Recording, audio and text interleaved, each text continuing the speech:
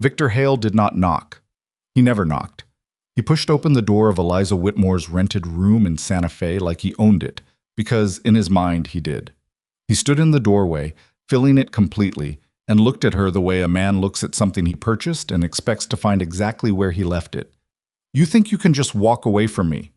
It wasn't a question. His voice was calm in the way that only truly dangerous men can manage calm, low, measured, and absolutely certain that the person in front of him had nowhere to go. Eliza held her children close behind her back. "I fulfilled my contract," she said. Her voice didn't shake. She had practiced not letting it shake. Victor crossed the room in 3 steps, picked up the single bag she had packed, and dropped it out the open window into the alley below. He watched it fall. Then he turned back to her with something almost resembling a smile. "You don't leave," he said quietly, "unless I decide you leave." That was the moment Eliza Whitmore understood there was no negotiating with a man like Victor Hale. There was only running, and she ran. If this story already has your heart pounding, you are exactly where this channel wants you. Subscribe right now and hit that notification bell. New stories go up regularly, and every single one of them is built for viewers who appreciate real drama, real people, and real stakes. Press the like button if you are watching this, and drop a comment telling us the city and country where you are watching from. This story has traveled further than we ever imagined, and every name you leave in that comment section reminds us why we keep telling these stories. Now, wow, let's go back to New Mexico, 1889, and find out what happened when a desperate woman with 3 children answered a rancher's simple notice and changed both their lives forever. The notice was not poetic. It was not even particularly well written. Caldwell Voss had nailed it to the post outside the general store in Cuervo on a Tuesday morning in late October, using a single bent nail and more force than the task required. The paper was unlined, torn from the back of a ledger book, and the handwriting was the kind that belonged to a man who wrote only when he absolutely had to. Ranch cook needed. Room provided. Inquire at the Voss Ranch, 7 miles east on the Mesilla Road. Serious inquiries only. He had stood there a moment after hammering it in, aware that 2 women near the dry goods counter were already reading it over each other's shoulders. He did not wait for their reactions. He pulled his hat lower, collected the supplies he had come to town for, and drove his wagon back home without speaking to anyone he didn't have to. That was how Caldwell did most things, quietly, quickly, and without inviting conversation. He had been alone for 3 years, not entirely alone. He had 2 ranch hands, Devereaux and a younger man everyone called Pocket for reasons no one remembered anymore, but alone in the way that mattered. His wife Margaret had died in the spring of 1886, a fever that moved fast and gave them almost no time to say the things they should have said years earlier. He had buried her under the cottonwood at the east end of the property, spent 2 weeks barely eating, and then gone back to work because work was the only language he knew how to speak fluently. The ranch was functional, that was the word for it. It ran, it produced, it sustained itself. The house, on the other hand, was a different matter. Caldwell had stopped seeing it clearly somewhere in the first year after Margaret died. He stopped noticing the curtains she had sewn were faded to gray. He stopped noticing that the kitchen had a smell of disuse, like a room that had forgotten what it was for. He ate what Devereaux or Pocket threw together, mostly beans, salt pork, biscuits hard enough to sole a boot. And he never complained because complaining would have required him to admit that something was wrong, and admitting that would have led somewhere he wasn't ready to go. The notice was practical. That was all it was.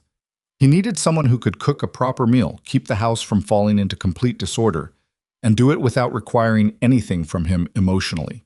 He was not looking for company. He was not looking for conversation. He was looking for a functional arrangement with a clear set of boundaries. He did not expect anyone to answer it that same afternoon. He was in the barn when he heard the wagon. Caldwell set down the harness he'd been working on and walked to the barn door. The light was going orange and long, that particular New Mexico afternoon light that made everything look more dramatic than it probably was. He squinted against it and saw a wagon coming up the track, moving slowly, one of the wheels pulling slightly to the left. The horse pulling it was a bay mare who looked like she hadn't had a proper rest in several days. He stepped out and waited. The wagon stopped about 20 feet from the barn. The woman holding the reins sat up straighter when she saw him, as if she'd been slightly slumped from the effort of the drive and was correcting herself on purpose. She was somewhere in her early 30s, he guessed, dark hair pinned back under a plain bonnet, wearing a dress that had been mended at the collar and the left sleeve. Her face was tired. Not the kind of tired that came from a long day, the kind that had been accumulating for much longer than a day. There were 3 children in the back of the wagon. The oldest was a girl, maybe 13, sitting with her back very straight and her hands folded in her lap like she was trying to take up as little space as possible. A boy a few years younger sat beside her, watching Caldwell with the specific wariness of a child who had learned that unfamiliar men sometimes meant trouble. And in the corner of the wagon bed, curled against a bundle of tied cloth, was a small boy, couldn't have been more than 5 or 6, who was asleep despite the fact that the wagon had just stopped moving. Caldwell looked at all of this and felt something tighten in his chest that he didn't have a name for immediately. "I saw your notice," the woman said. Her voice was steady, not confident exactly, more like someone who had decided to speak clearly because she couldn't afford to be misunderstood. "I see that," Caldwell said. A pause stretched between them. She held his gaze and he held hers, and neither of them looked away first, which he found slightly unexpected. "I'm Eliza Whitmore," she said. "These are my children, Lydia, Marcus, and Noah." Each name came with the smallest gesture toward the right child. "I'm a widow. I've been cooking professionally for 6 years, first in a boarding house in Albuquerque, then private service in Santa Fe. I know how to manage a household, preserve food for winter, handle a kitchen garden, and do basic mending and laundry. I'm not looking for charity. I'm looking for work." Caldwell didn't say anything right away. He was doing the kind of calculation that a man does when he's not sure what he's looking at. "The notice said cook," he said finally, "not family quarters." "I understand that." Her jaw shifted slightly. "I can make the arrangement work with whatever space you have available. The children won't be in your way. This is a working ranch. It's not a—" He stopped. He wasn't sure how to finish that sentence without sounding like something he didn't entirely want to be. "It's not set up for children." "We've slept in the wagon before," she said, and there was absolutely no self-pity in her voice when she said it, which somehow made it worse to hear. Caldwell looked at the wagon. He looked at the sleeping boy. He looked back at Eliza Whitmore, who was watching him with eyes that had clearly seen enough disappointment to recognize when more was coming and had decided to receive it standing up. He should have said no. Everything about his sensible, self-contained, deliberately uncomplicated life said to say no. He had been managing alone for 3 years. He did not need the noise, the disruption, the complication of a woman with 3 children in his house. He was not built for it. He had not rebuilt himself for it. "How'd you find my place?" he said instead. "Man at the general store gave me directions." "That'd be Hensley." Caldwell exhaled through his nose.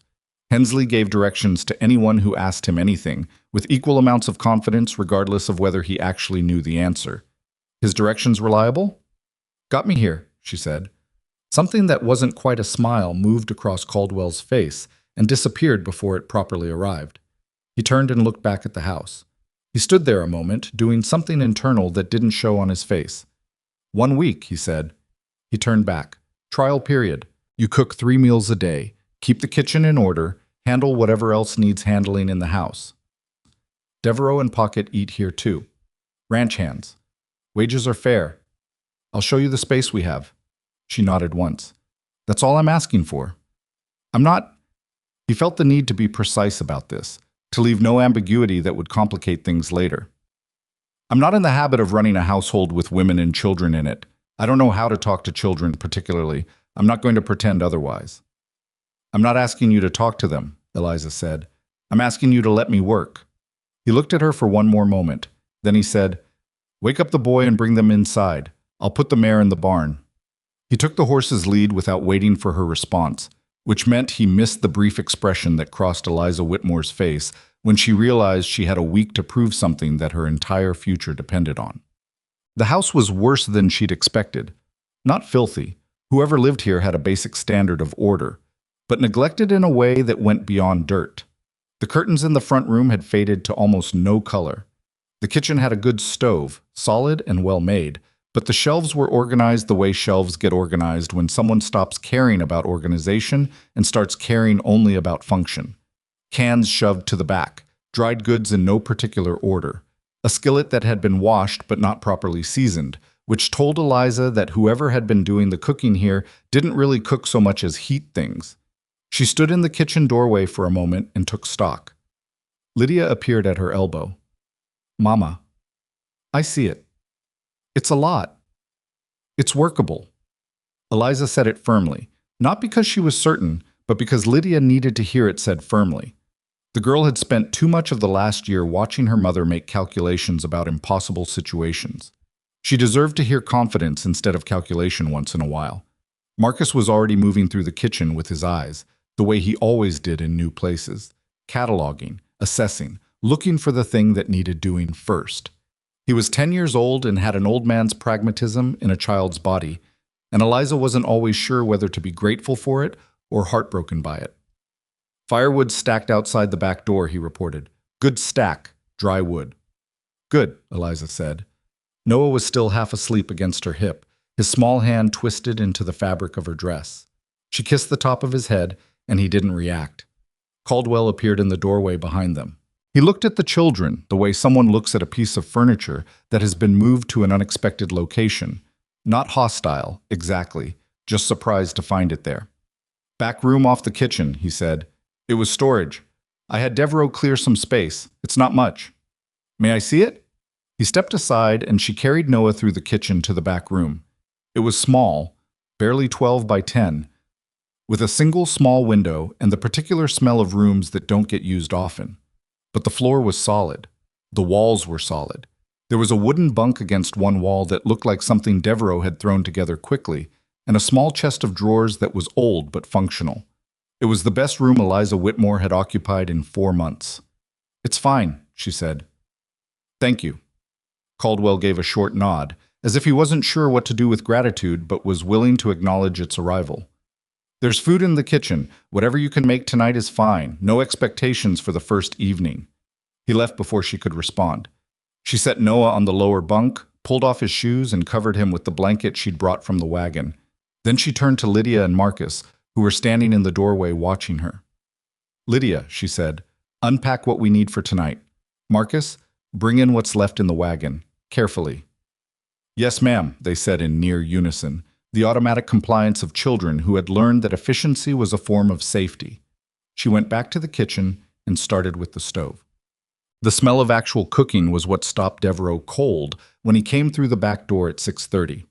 He was a lean, weather-worn man in his late 40s with a mustache that had seen better decades, and the kind of permanent squint that came from 30 years of working under a New Mexico sun. He stopped in the doorway, hat in hand, and simply stared at the kitchen. The stove had a pot going that smelled like actual chicken broth. There was cornbread in the pan. He could tell from the color, that specific golden brown that meant someone knew what they were doing, and something else on the side burner that smelled like onions and bacon rendered down properly. Lord have mercy," he said, not as an expression so much as an involuntary statement of fact. Eliza turned from the stove. "You must be Devereaux. I'm Eliza Whitmore. Supper will be ready in about 15 minutes. Wash up outside, please." Devereaux blinked. "Yes, ma'am." He backed out the door. Through the kitchen window, Eliza could hear him say something to someone outside, to presumably Pocket, and then heard what was clearly a second man's boot scraping the step. She assumed the message had been conveyed. Caldwell came in last. He had washed at the pump. She could see the water still on his collar, and he sat down at the head of the table without ceremony. He looked at the food as it was set out, and she couldn't tell what he was thinking. His face was good at not telling you what he was thinking.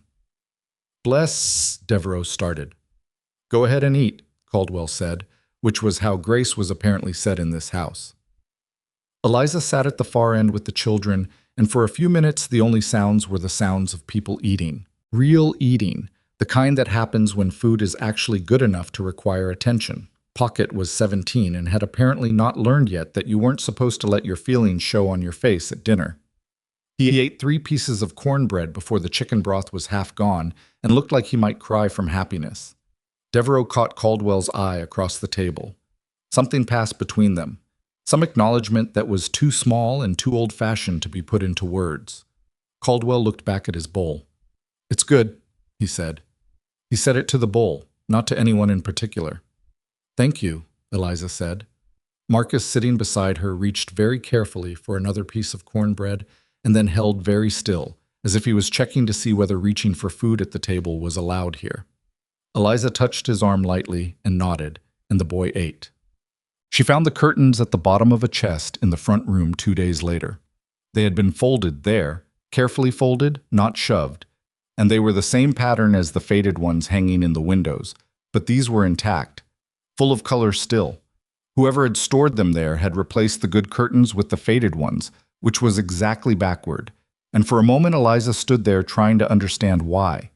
Then she understood. Because the good curtains had been sewn by someone who had cared about the color, about the way the light would come through a particular shade of blue in the afternoon. And whoever had stored them in the chest had put the old ones back because they couldn't stand to see the good ones fade. She held them for a moment, then she carried them out of the house and shook them thoroughly in the morning air and rehung them in the front room windows. She was up a chair doing this when she heard Caldwell's boots on the porch. He stopped in the doorway. She could feel him stop. She kept her attention on the curtain rod. "Found these in the chest," she said.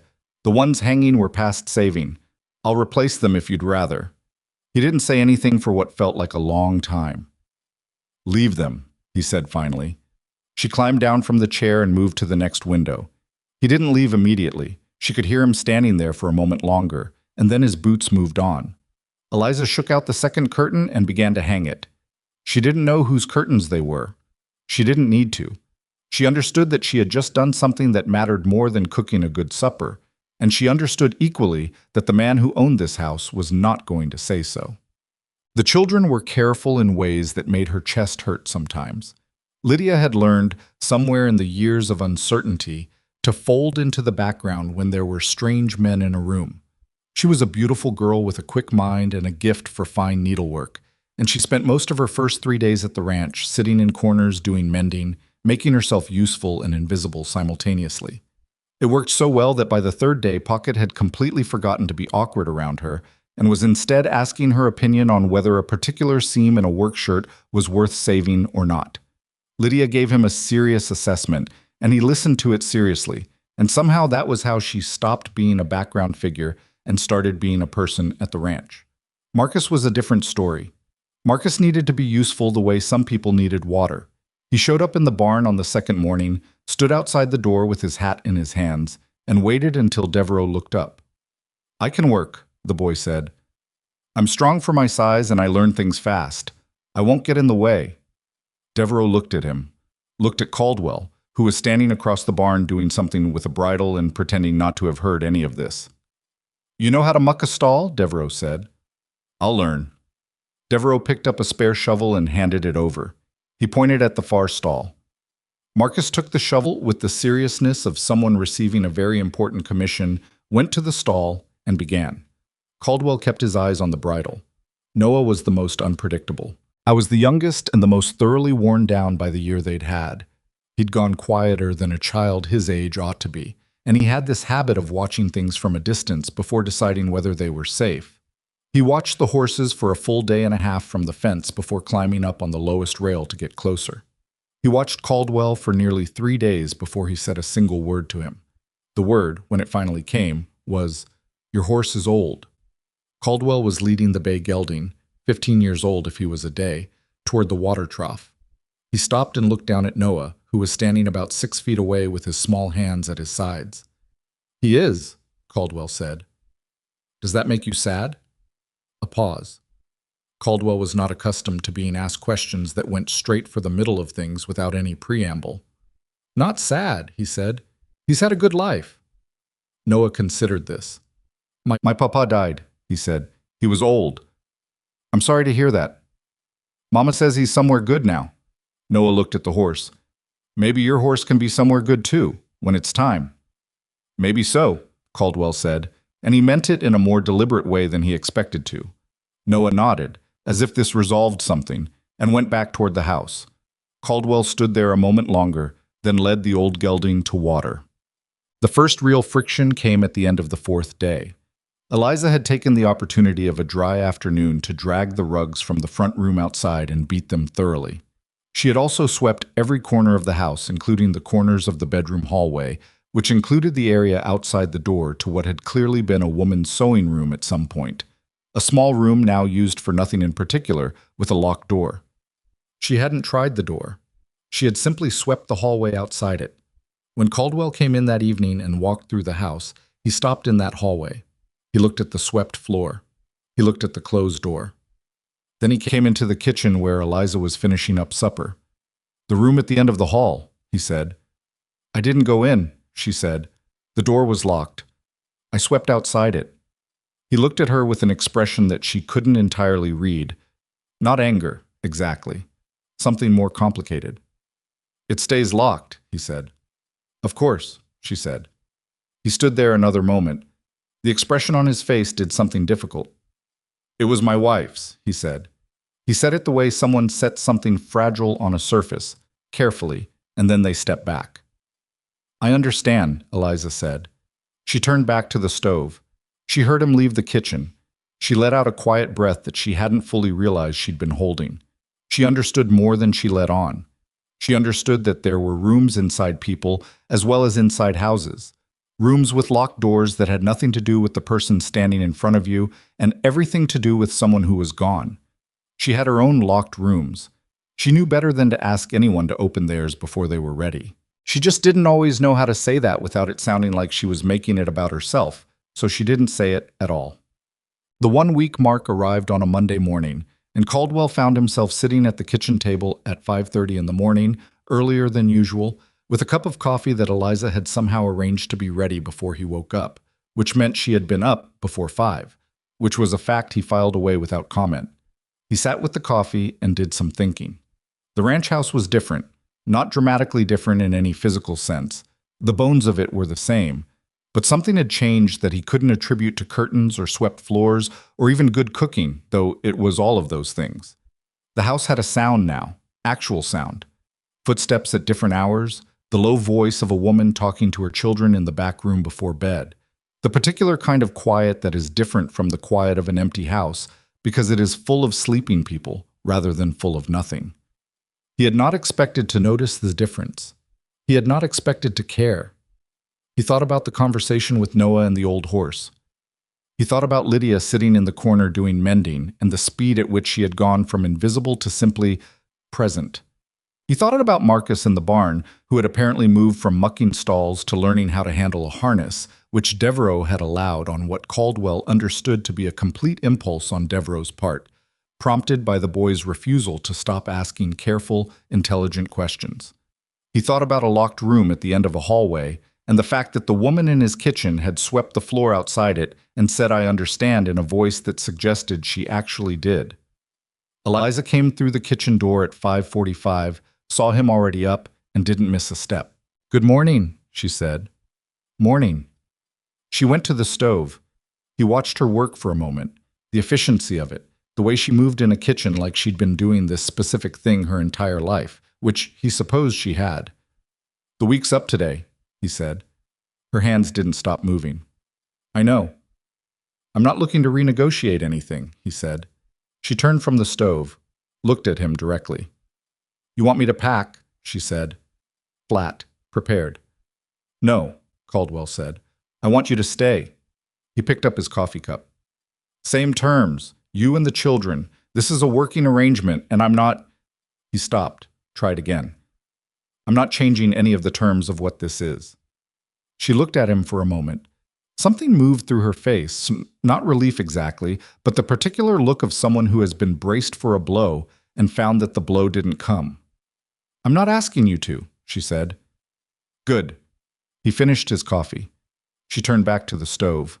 After a moment he said, "Marcus did good work in the barn this week." "He loves working," she said. "He always has." "I know." He set down the empty cup. "Devereaux said he asked about the horses. Asked real questions, not kid questions." "He's not always a kid," Eliza said, and there was something sad in it. Caldwell heard the sadness and did not know what to do with it, so he stood up and went to start the day. The thing about the ranch that Eliza slowly began to understand was that it was lonely in a way that had made peace with itself. Most lonely places she had known were restless. They had an unsettled quality, a wish to be different. This place had decided at some point that it was what it was, and it had arranged itself accordingly. The land stretched out in all directions with a kind of enormous indifference, the red and tan distances marked by the occasional mesa, by scrub, and the dark line of a creek a mile out. The sky was overwhelming in the way that New Mexico skies always were, too big to look at directly without feeling the proper size of things, which was very small indeed. She didn't find it oppressive. She found it clarifying. There was no pretense here. No social machinery, no careful performance of respectability, no Victor Hale watching from a distance to evaluate how useful she was. The land didn't care about any of that. It only cared about the actual, what you could do, how hard you worked, whether you showed up when the work required it. She had always done better with the actual than with the performance. On the 8th day, she started on the kitchen garden. It was October, so it was late for planting, but the beds were there. She had spotted them along the south wall of the house on her first morning, and they were completely untended, grown over with weeds and dried grass. She asked Caldwell if she could clear and prepare them for spring, and he said yes without looking up from the harness he was oiling. She found out that evening, from Devereaux, that the kitchen garden had been Margaret Voss's project. She thought about that for a while. Then she went back out the next morning and kept clearing. If she was going to stay, and she was going to stay, she had made that decision somewhere around day 4, with the kind of quiet certainty that came from having run out of options, and finding, surprisingly, that the option you were left with was actually all right. Then this garden was going to be part of it. Not because she was trying to replace anyone, not because she was making some statement about this house and who belonged in it, because there was good soil here, and good soil was meant to grow things, and she was a practical woman who didn't see the point in letting useful things go to waste out of deference to grief. She thought Margaret Voss would probably have agreed with that. She had no particular basis for that thought, but something about the way those good curtains had been folded so carefully in the chest told her something about the kind of woman who had lived here, and she was willing to make the guess. It was Marcus who first noticed the rider watching the ranch. He mentioned it quietly to Eliza one evening after supper, while the others were still at the table. He had a habit of waiting until things had settled before he brought up anything that felt like a problem, as if he had learned to time his worries for when they were least likely to cause additional chaos.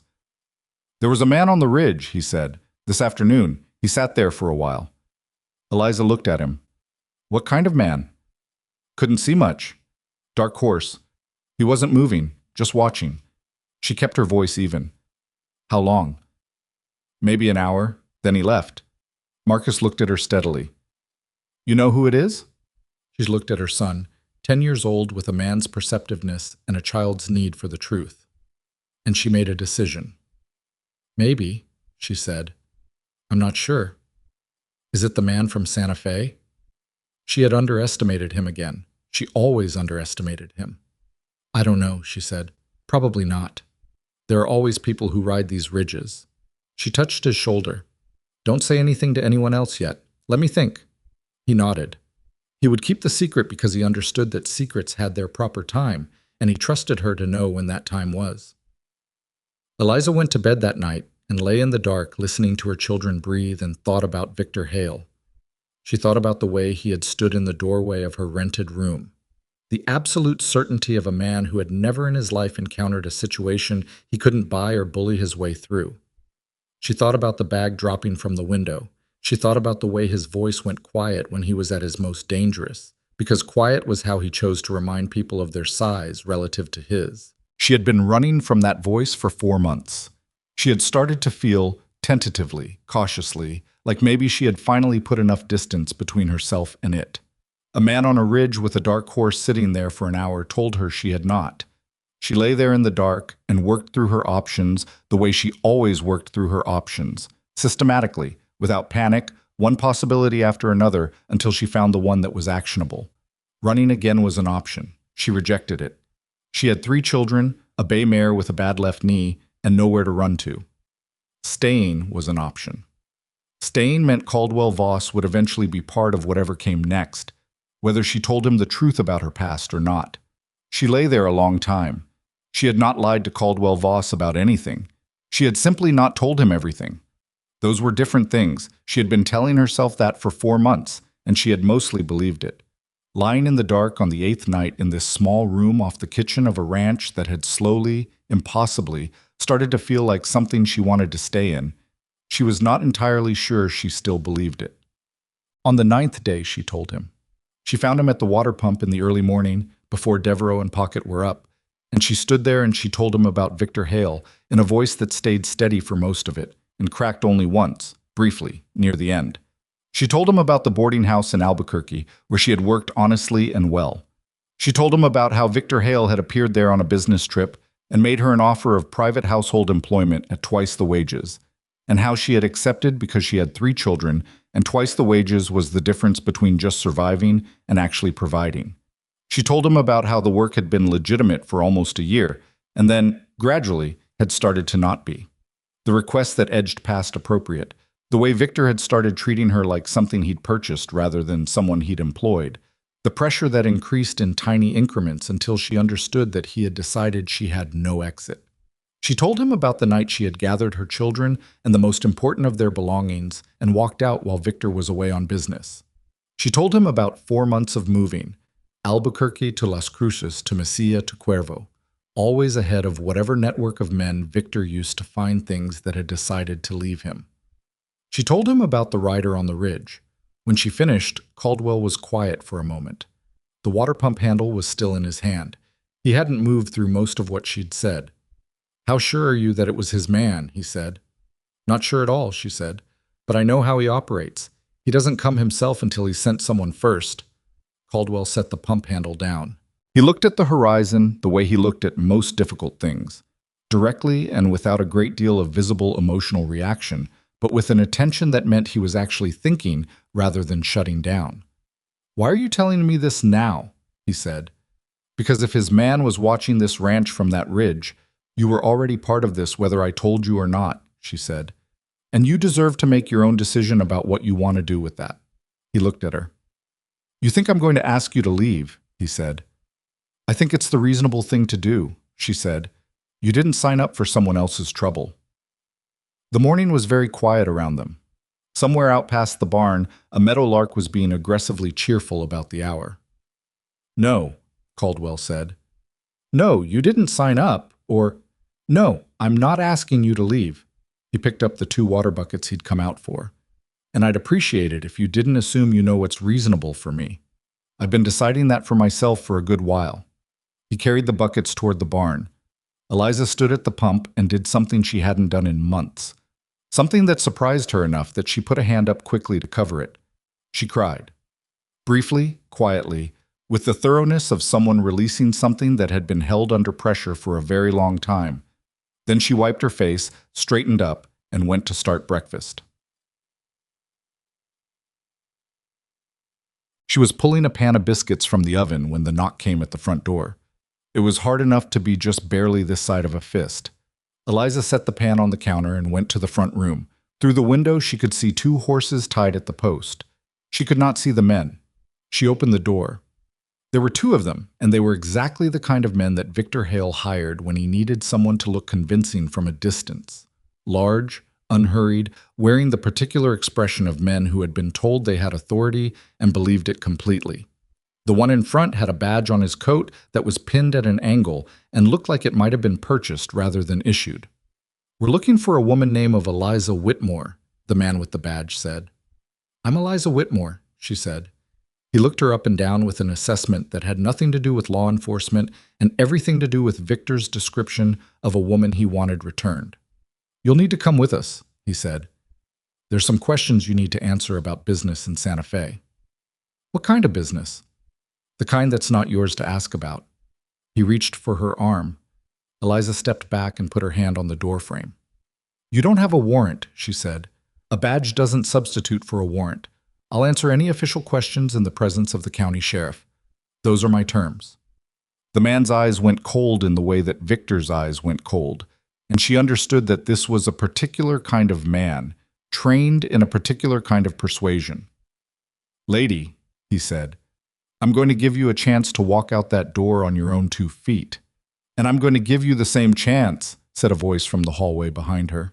Both men looked past Eliza. Caldwell Voss stood in the hallway with a rifle held at a very specific angle that said a great deal without saying anything out loud. He did not raise the rifle. He simply held it in the way of someone who knew where he'd need to point it if he had to, and was prepared to do that without any particular drama about it. The man with the badge looked at Caldwell. He looked at the rifle. He made a calculation. "This isn't over," he said. "I expect not," Caldwell said. "You can see yourselves out." The two men left. They took their time leaving, which was its own kind of statement, but they left. Eliza turned from the door. Her hands were shaking now. They always shook after, never during, which was one of the few things about herself under pressure that she'd come to depend on. Caldwell set the rifle against the wall. He looked at her hands. He didn't say anything about them.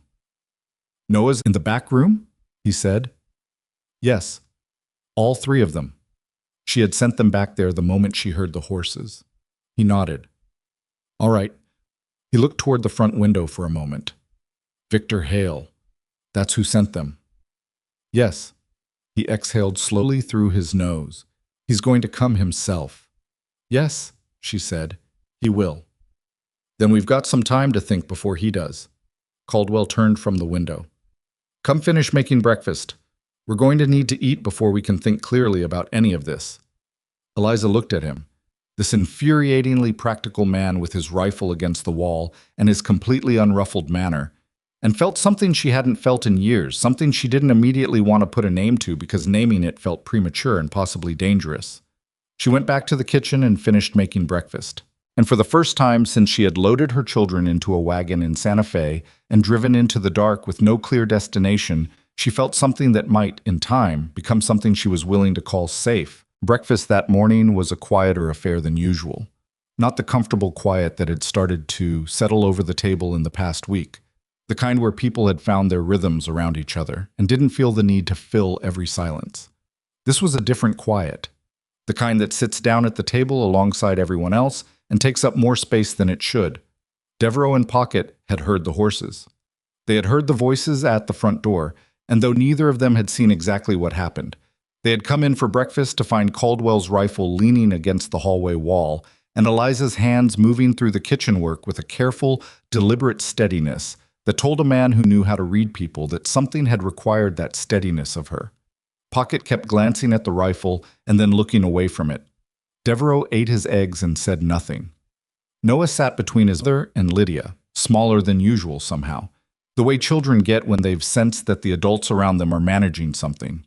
He ate mechanically, fork to plate to mouth, without looking up. Marcus was the one who broke the silence. "Are they coming back?" he said. He asked it of Caldwell, not of his mother. Caldwell registered that, the fact that the boy had directed the question at him, and answered it accordingly. "Probably," he said. "Not today." "How do you know not today?" "Because men like that don't come back the same day. Makes them look like they're hurrying. They don't like to look like they're hurrying." Marcus thought about that. "What do we do until they do?" "Same thing we do every day," Caldwell said. "Work. Keep our eyes open. Don't let them think they've rattled anything." The boy nodded. He picked up his fork again. Eliza set a fresh pan of biscuits on the table without commenting on any of it. She poured coffee. She sat down. She ate. She could feel Caldwell watching her from across the table. Not staring, nothing so obvious as that. Just the occasional glance of a man who is assessing a situation and including her in that assessment. She appreciated that he had not asked her to explain herself further, had not pressed for details she hadn't offered, had not treated the morning's events as primarily a problem for him to solve and only secondarily something she was living through. He had also, she noticed, moved the rifle from the hallway to just inside the kitchen door before sitting down for breakfast. She noticed.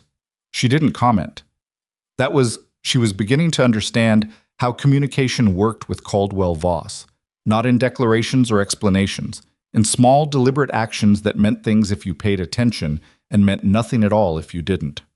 After breakfast, when Devereaux and Pocket had gone to the barn and the children were in the back room, Caldwell poured a second cup of coffee and remained at the table. Eliza was clearing dishes. He waited until she had set the stack by the wash basin before he spoke. I want to know about Victor Hale, he said. Not the version you gave me this morning at the pump. The whole of it. She turned from the basin. He was looking at his coffee cup, giving her the choice of whether to look at him or not while she answered. She chose to sit down across from him. What do you want to know? Everything that's going to matter when he gets here. She considered the distinction. Not everything. Everything that was going to matter, practical, specific, no excess. She told him. Victor Hale ran 3 businesses out of Santa Fe, a freight company, a land brokerage, and what he called a household placement service, which was how he had initially presented the offer of employment. He was wealthy in the particular way of men who had always been wealthy, meaning he had never been required to consider whether his methods were acceptable to anyone other than himself. He had influence with certain officials in Santa Fe. Eliza did not know who specifically, but she had seen enough to understand that when Victor needed a problem to disappear, the problem tended to disappear through official channels rather than unofficial ones, which made him considerably more dangerous than a man who operated only in the dark. He had an employee named Creed who handled things that Victor preferred not to personally touch. The 2 men at the door this morning had not been Creed. They had been lower than Creed, the kind of men Victor used for initial pressure, for first contact, the opening move in what he considered a negotiation. Creed would be the second move, and Victor himself would be the third. He won't come until he thinks I'm properly isolated, she said. He'll try to cut off anything I might lean on first. The men this morning, they were here to see what I had, who I had. Caldwell was quiet for a moment. So he knows about this place, about me. He'll find out about you if he doesn't already know. That's what the last month of watching was. Finding out what he was dealing with. What does he want from you exactly? She had anticipated this question and she answered it honestly, which required a particular kind of effort. Control, she said. I wasn't a romantic interest to him. It's not that. It's that he makes arrangements with people. And in his mind, those arrangements don't end because the other person decides they end. I left without his permission. That's the part he can't tolerate. Caldwell's jaw moved slightly. That's a particular kind of man. Yes. Does he have any legitimate claim? Anything legal he can actually use? He's clever enough to have built some things that look legitimate, she said. I don't know exactly what. He may claim I stole from him. I didn't, but I took some documents when I left that he may want back. I took them for my own protection. They describe certain arrangements he made that he would prefer to remain private.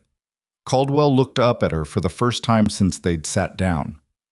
You have documents on him. I do. A silence. Where? Safe, she said.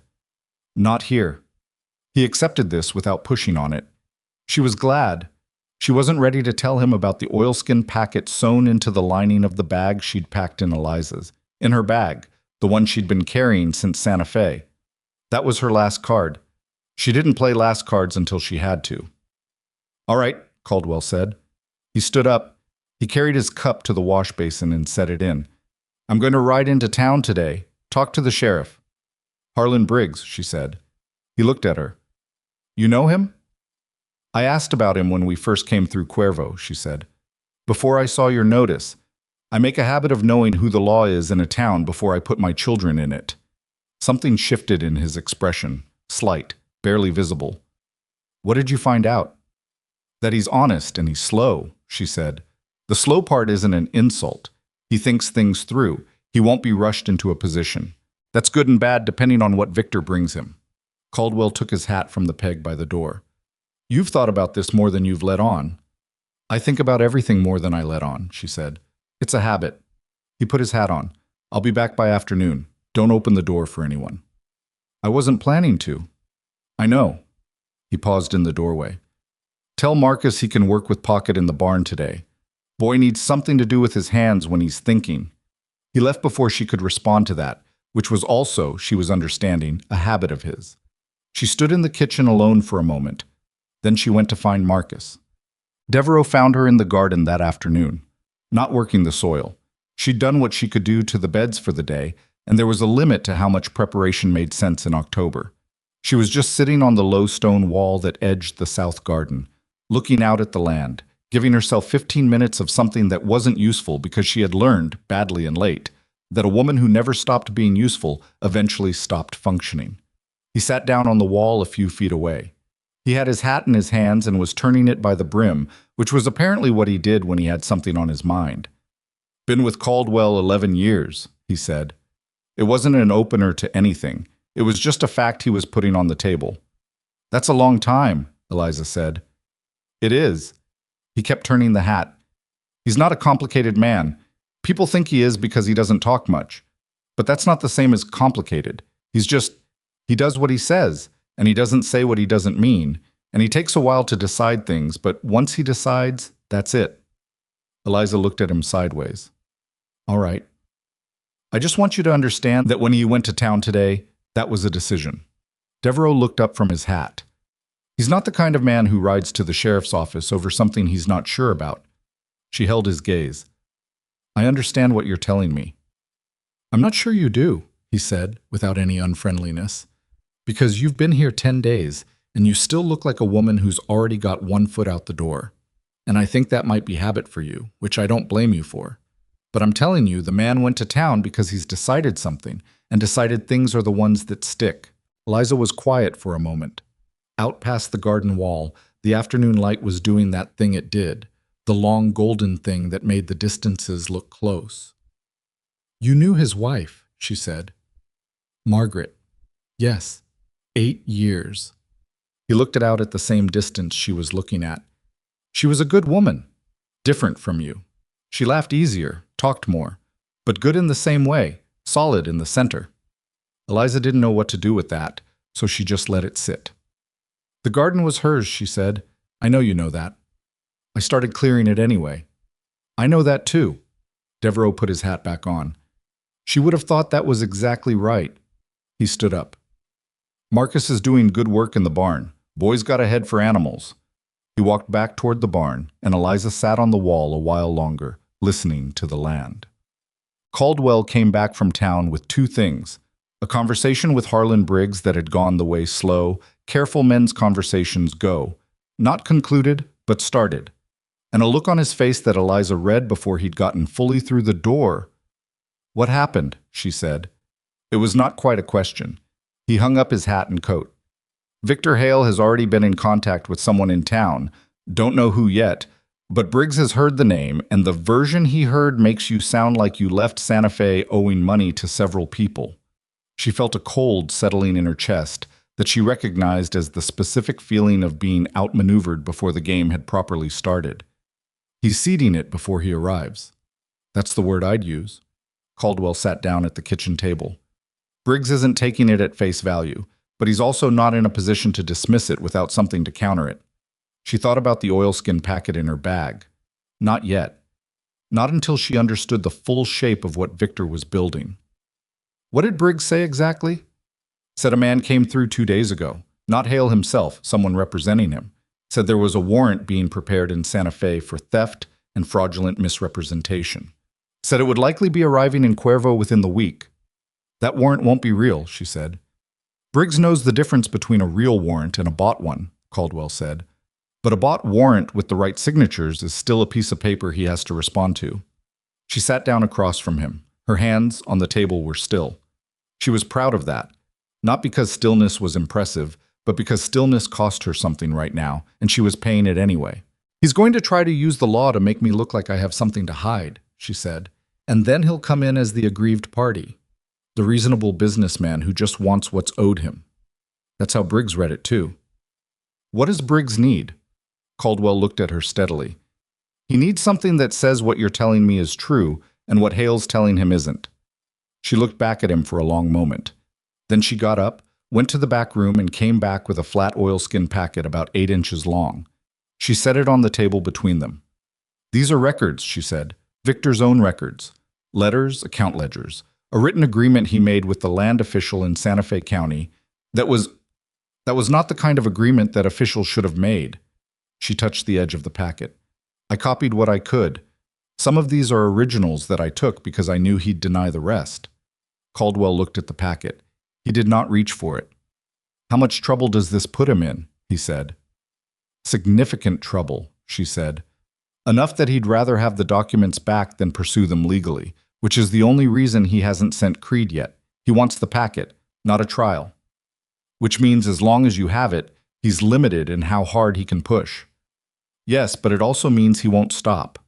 A pause. All right, Caldwell said. Tomorrow morning, you and I are going to Briggs together. You'll bring what you're willing to show him. He looked at her. What you're willing, Eliza. Your call what goes in that office and what stays here. She noted, without making any particular expression about it, that it was the first time he had used her given name. Understood, she said. He nodded once and stood. Through the back room door they could hear Noah's voice. He was telling Lydia some intricate story about one of the barn cats, full of dramatic elaborations and sound effects. Despite everything, Eliza felt something in her chest loosen just slightly. He asked me today, Caldwell said, whether old horses dream. She looked up. Noah asked you that? At the water trough. He had a whole theory about it. He was quiet for a moment. I told him I thought they probably did. She didn't know why that particular exchange, of everything that had happened today, was the one that threatened her composure most directly. She managed it. He does that, she said. He'll come at you sideways with something real. I noticed. Caldwell moved toward the hallway. Get some sleep tonight if you can. Tomorrow's going to take more steadiness than today did. She didn't sleep much. She lay in the dark listening to the sounds of the house, the particular creaks and settlings of an old structure, the wind picking up around midnight and finding all the small gaps it could locate. Noah turned over twice and murmured something. Marcus didn't move at all. He slept like someone standing guard, flat on his back, perfectly still. She thought about Victor Hale not sleeping either, somewhere, making plans. She thought about the way he had always preferred to let a situation deteriorate before he acted. He liked the moment when the person he was pursuing had used up every option they believed they had. That was when he appeared. Not when they were running, but when they had stopped running and were standing in the open with nowhere left to go. She had stopped running. She had done it deliberately, knowing what it meant, knowing that stopping was the thing that would bring him directly to her instead of just sending men ahead. She had decided, somewhere in the 10 days she had been on this ranch, that she was done with running, done with the particular exhaustion of it, the way it wore children down, the way it wore her down, the way it made everything temporary and nothing real. She was 34 years old, and she was done. She would deal with what came. She just had not, until now, had anyone standing beside her when she dealt with things. Harlan Briggs had an office that suited him, practical, worn in, smelling of old paper and saddle leather and the particular tobacco he favored. I was a solid-frame man in his mid-50s with gray in his mustache and the eyes of someone who had spent decades watching people tell him things and learning to distinguish what was true from what was well-constructed. He looked at Eliza across his desk without the evaluating skepticism she had expected from a man who had heard Victor's version first. He looked at her the way he probably looked at most things, as a fact that required understanding before it required judging. She laid 3 documents on the desk. Not all of them. 3. The first was a letter from Victor to his land associate in Santa Fe County, dated 14 months ago, describing an arrangement involving survey records that had been adjusted. The second was an account record showing payments made to 2 county officials under what was described as consulting fees. The third was a written record of her own employment terms, in Victor's handwriting, which contradicted everything his representative had told Briggs about her obligations. Briggs read all 3 without comment. He read them slowly and thoroughly, the way slow, careful men read things. When he was done, he sat back in his chair. "Where'd you get these?" he said. "I worked in his household," Eliza said. "I had access to records he didn't think I'd understand." "And you took them?" "When I left, yes." Briggs was quiet for a moment. "He's going to claim you stole these." "He's going to claim a lot of things." Briggs looked at Caldwell, who had said almost nothing since they'd walked in. "You vouching for this woman, Caldwell?" "I'm sitting in this office with her," Caldwell said. "That's the same thing." Briggs looked at him for a moment. Then he looked back at the documents. "This land arrangement," he said slowly. "If this is real, this isn't just Hale's problem. There are county officials named in here." "I know," Eliza said, "which means this goes above what I can handle on my own." "I know that too," she said. "I'm not asking you to handle it on your own. I'm asking you to not dismiss what he sends you before you've had time to look at what I'm showing you. Briggs folded his hands on the desk. He thought for what felt like a long time. "The warrant he's having prepared," he said finally. "I'll request the originating documentation before I act on it. That buys some time." He looked at her. "Mrs. Whitmore, I'm going to be direct with you. If this man has the connections you're suggesting, the time I can buy is limited." "I understand. You got anything else in reserve?" She thought about the remaining documents in the oilskin packet. "Yes." "Keep it somewhere I don't know about," he said, and she understood he was protecting her as much as he was protecting himself. "Come back to me if anything escalates at the ranch." He looked at Caldwell again. "You've got Devereaux out there?" "And Pocket," Caldwell said. Briggs made a sound that might have been reassurance and might have been concern. "All right, keep your heads down and your doors honest, and let me see what I can find out about who's been talking in this town." They walked out into the mid-morning street. The town moved around them in its ordinary way, people going about their business, the sound of the smithy from the far end, a dog barking at something of personal importance near the feed store. Eliza stood on the boardwalk and breathed the cool air. "He believed you," Caldwell said. "He believed the documents." Same thing, in the end. They walked to where the horses were tied. Eliza untied her mare and checked the left knee automatically, the way she always did. The mare turned her head and bumped her nose against Eliza's shoulder, which was something she did when she was in a good mood or wanted attention, and sometimes both at once. "We have time," Eliza said.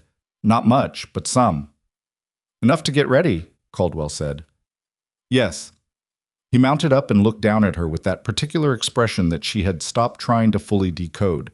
Steady, measuring, and something else underneath that he apparently wasn't prepared to surface yet. "Eliza," he said. She looked up. "You did right bringing those documents," he said. "Some people would have held on to them past when they needed to, used them as something to hide behind instead of a thing to use." She wasn't entirely sure what to say to that, so she said, "I've been hiding behind them long enough." He nodded once, and they turned the horses toward home. The town started talking 3 days later. Eliza didn't witness the beginning of it. She rarely witnessed the beginning of things like this, because the beginning was always quiet and happened in places she wasn't, in conversations between people who didn't know her well enough to feel conflicted about having them. The first sign she got was at the general store, where she'd gone to pick up salt and some dry goods. Hensley was behind the counter, and he was fine. He'd always been fine with her, a friendly man with no apparent agenda. But there were 2 women near the fabric section who went quiet when she walked in, the particular kind of quiet that is louder than talking, and one of them found a reason to leave almost immediately. She bought her salt and her dry goods and drove home. She told Caldwell that evening. She told him plainly, without dramatizing it. "He's working the town," Caldwell said. "Yes, or someone is working it for him." "Same thing." He was quiet for a moment. "There's going to be a point where people look at me sideways too, for having you here." She kept her expression even. "I know. If you want to create some distance, I understand that." The look he gave her was about as close to impatient as she had seen him get. "I just said that so you know I know it's happening, not so you'd offer to disappear." "All right," she said. "What I need you to understand," he said, "is that I've lived in this county for 12 years. My word means something here, or it doesn't.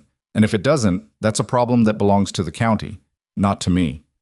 He picked up his coffee. "I'm not made of clay. I don't reshape for whoever's pushing." Eliza looked at him across the kitchen table and thought that she had known a great many men in her life, and that quality, that particular uncomplicated self-certainty, that had nothing to do with arrogance and everything to do with simply knowing what he was made of, was not something she had encountered in very great abundance. "Caldwell," she said. "Thank you," she said, "for the whole of it." He looked at his coffee. "You don't need to keep thanking me." "I know I don't need to," she said. "I'm doing it anyway." He made a sound that was not quite a response, but it was not nothing either. The crack in things came from a direction she hadn't anticipated. Pocket was 17, as mentioned, and had the particular emotional vulnerability of very young men who have no experience with being trusted, and therefore respond to it with absolute, sometimes inconvenient loyalty. He had attached himself to Marcus the way that older boys sometimes attach to younger ones who remind them of the person they were trying to be at that age, and the 2 of them had developed a working friendship in the barn that mostly communicated in the technical language of horses and harness leather. It was Pocket who came to Eliza first. He found her in the kitchen one evening after the others were in bed, working on the following day's bread. She'd started making it the night before because the oven did better with a slow rise. And he stood in the doorway with the expression of a boy carrying something he should set down but hasn't figured out how yet. "Pocket," she said without turning from the bread. "Whatever it is, just say it straight." He came in and sat at the table. He was quiet for a moment. "There was a man talking to me in town today," he said, "when I went for the nails." She turned then. "What kind of man?" "Nice-seeming man, that's what I mean. He was real friendly, asked about the ranch, asked about Mr. Voss." Pocket looked at the table. "Then he asked about you, about whether you really worked there or whether it was a different kind of arrangement." She felt the particular cold again. "What did you say?" "I told him you were the cook and it was none of his business." He looked up. "But I wanted you to know someone's asking." "Thank you for telling me," she said. She meant it, and he could tell. He stood up, hesitated. "Mrs. Whitmore, Marcus told me some of what's happening. Not all of it, just some. I figured he might." "Is it going to get bad before it gets better?" She looked at the boy, 17, trying to be a man, asking an honest question that deserved an honest answer. "Probably," she said. "Yes." He nodded slowly. "Okay." He moved back toward the door, stopped. "I just wanted to know so I could be ready. Not to scare me, just so I could be ready." "I know," she said. "That's why I told you the truth." He went to bed. She turned back to her bread and worked the dough for longer than was strictly necessary, because the physical resistance of it was useful when there was nothing else useful she could do at that hour. Lydia found her in the garden the next morning. The girl had been quiet all week, more quiet than usual, which was saying something. And Eliza had been watching her out of the corner of her awareness without addressing it directly, because Lydia was 13 and had her mother's habit of needing to arrive at things in her own time. She sat on the garden wall where Devereaux had sat, and she held her mending but wasn't doing it. Mama, she said. "Baby. Are we safe here?" Eliza set down the hand trowel. She brushed the dirt from her hands and sat beside her daughter on the wall. "Right now? Yes. But not in a month." "I don't know what a month from now looks like," Eliza said honestly. "But I know that Mr. Voss isn't going to send us away, and I know that the sheriff knows what's happening, and I know that we have more on our side than we've had in a long time." Lydia was quiet, looking at her mending. "I like it here," she said. Finally. Like it had been working its way out for several days and had finally found the exit. "I like the way it's quiet. And I like how Marcus is happy in the barn. And Noah has stopped waking up scared in the middle of the night." Eliza looked at her. She hadn't known Noah had stopped waking up scared because he'd stopped before she'd noticed he'd started. "I know," she said. "I don't want to leave," Lydia said. She said it with the specific plainness of a girl who knows exactly how much it costs to want something. "I know that too." Eliza put her arm around her daughter's shoulders.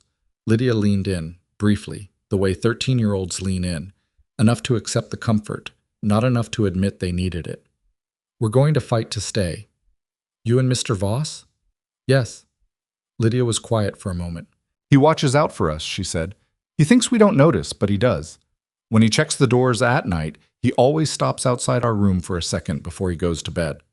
Eliza had not known that either. She would think about it later, in the particular way she thought about things that she wasn't ready to think about fully yet. "Come on," she said. "Help me with these beds. 2 sets of hands work faster." Lydia set down the mending, and they worked side by side in the cool morning, clearing the last of the dried grass from the beds, turning the soil under to rest through the winter and wake ready in the spring. It was slow work and impractical in a pure sense. There would be nothing growing here until April at the earliest. But there was a logic to it that went past the practical. You prepared soil for what came next. You did it before you knew exactly what you'd plant, before you could be certain the spring would go the way you hoped. You did it because not doing it was the same as deciding the future wasn't worth working toward. She and Lydia worked until the morning shifted from cool to warm, and neither of them spoke much, and it was the best hour Eliza had had in recent memory. The trouble, when it came in the form of 3 riders in the late afternoon of the following day. Eliza was inside when she heard the horses. She went to the window the way she had trained herself to go, without moving the curtain, standing to the side, looking out at an angle. 3 men. These were not the same men as before. These were different in the way that Creed would be different. Not large and obvious, but contained. Careful. The kind of men who had been sent to do something specific and had instructions about how to do it. One of them she didn't recognize. One of them she did. The one she recognized was Creed. She had seen him only twice, both times briefly, but Creed was the kind of man you remembered because there was nothing wasted in how he moved or how he looked at things. He had a stillness that was different from Caldwell's stillness. Where Caldwell's quiet was the quiet of a man who didn't need to perform anything, Creed's was the quiet of a man who had trained himself not to betray what he was thinking. She pulled back from the window. Caldwell was in the barn. Devereaux was at the far pasture. Pocket was in the barn with Caldwell. She went to the children's room first. "Back room," she said. "All 3. Don't come out until I come for you." Marcus looked at her face and moved immediately. Lydia followed. Noah, reading something he'd found in the kitchen, looked up in the specific way of a child who doesn't fully understand but trusts the signal. "Now, Bubs," she said quietly. He came. She closed the door. She went to the kitchen, picked up the rifle from beside the door. She had practiced with it twice, since Caldwell had shown her where it was kept, because she was a practical woman, and stood to the side of the front window. The 3 men had not dismounted. Creed was looking at the house with the expression of a man reading a document, assessing, calculating the angles. She heard the barn door open, heard boots on the ground. Caldwell's walk. She knew it now, the even unhurried pace of it. "Something I can do for you," Caldwell said. Not a question. "Looking for a woman named Whitmore," Creed said. His voice was moderate, almost pleasant. "We have some business with her." "What kind of business?" "Private business between her and our employer." "She works on this ranch," Caldwell said. "Anything addressed to someone on this ranch comes through me first." Inside the house, Eliza moved to the front door and opened it. She stepped onto the porch. She did not have the rifle raised. She held it at her side, pointed at the ground, the way you hold something you know how to use. Creed looked at her. She looked back at him. "Mrs. Whitmore," he said. There was something almost respectful in his tone, and she didn't trust it at all. "Mr. Creed," she said. A small pause. He registered that she knew his name and filed it away. "Mr. Hale would like to meet with you," he said, "at a time and place of his choosing, to discuss a resolution."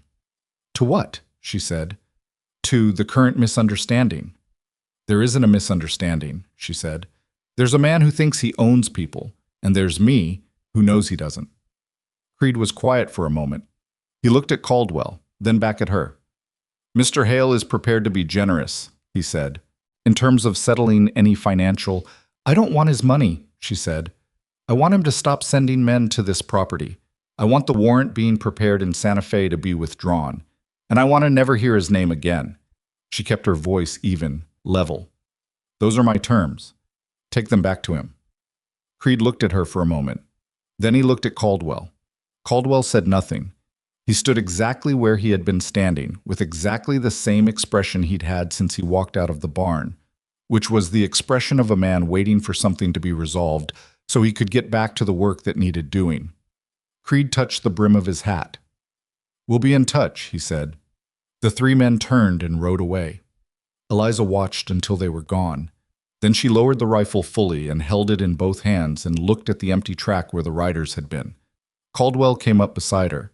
He stood there for a moment. "Well," he said. "Well," she agreed. A pause. "He's coming himself," Caldwell said. "Probably within the week." "Yes," she said. The late afternoon light stretched long and orange across the land, the same light that had been there the evening she drove up this same track in her old wagon with her 3 children and her few belongings, and a bay mare with a bad knee. The light hadn't changed, the land hadn't changed, but something in the shape of things was entirely different from that evening, and she was aware of it with the specific awareness you get when you've walked far enough in one direction to see how far you've come. She went back inside. She put the rifle back by the kitchen door. She told the children they could come out. And then she started supper because food at the end of a hard day was one of the few things that was always the right response. And she had never stopped believing that. Supper that evening was beans and salt pork and the last of the morning's cornbread, and nobody complained about any of it. Eliza moved through the meal on a kind of autopilot that she had developed over the years, hands doing the work, mind somewhere else entirely, calculating and recalculating the way she always did when things were pressing in from multiple directions. She refilled Noah's cup without being asked. She passed the cornbread to Devereaux before he had to reach for it. She noticed that Marcus was eating too fast, the way he did when he was anxious, and she put her hand briefly on his arm without comment, and he slowed down. Pocket had not said much since the three riders left. He ate with his eyes on his plate and the look of a young man who has been shown something about the world that he had previously only heard described from a safe distance. Caldwell ate with the same economy he brought to everything. When the meal was done and the children were in the back room and Devereaux and Pocket had gone to their quarters off the barn, he remained at the table with his coffee and Eliza remained with hers, and they sat in the quiet for a while without feeling the particular pressure to fill it that less comfortable silences required. It was Caldwell who spoke first.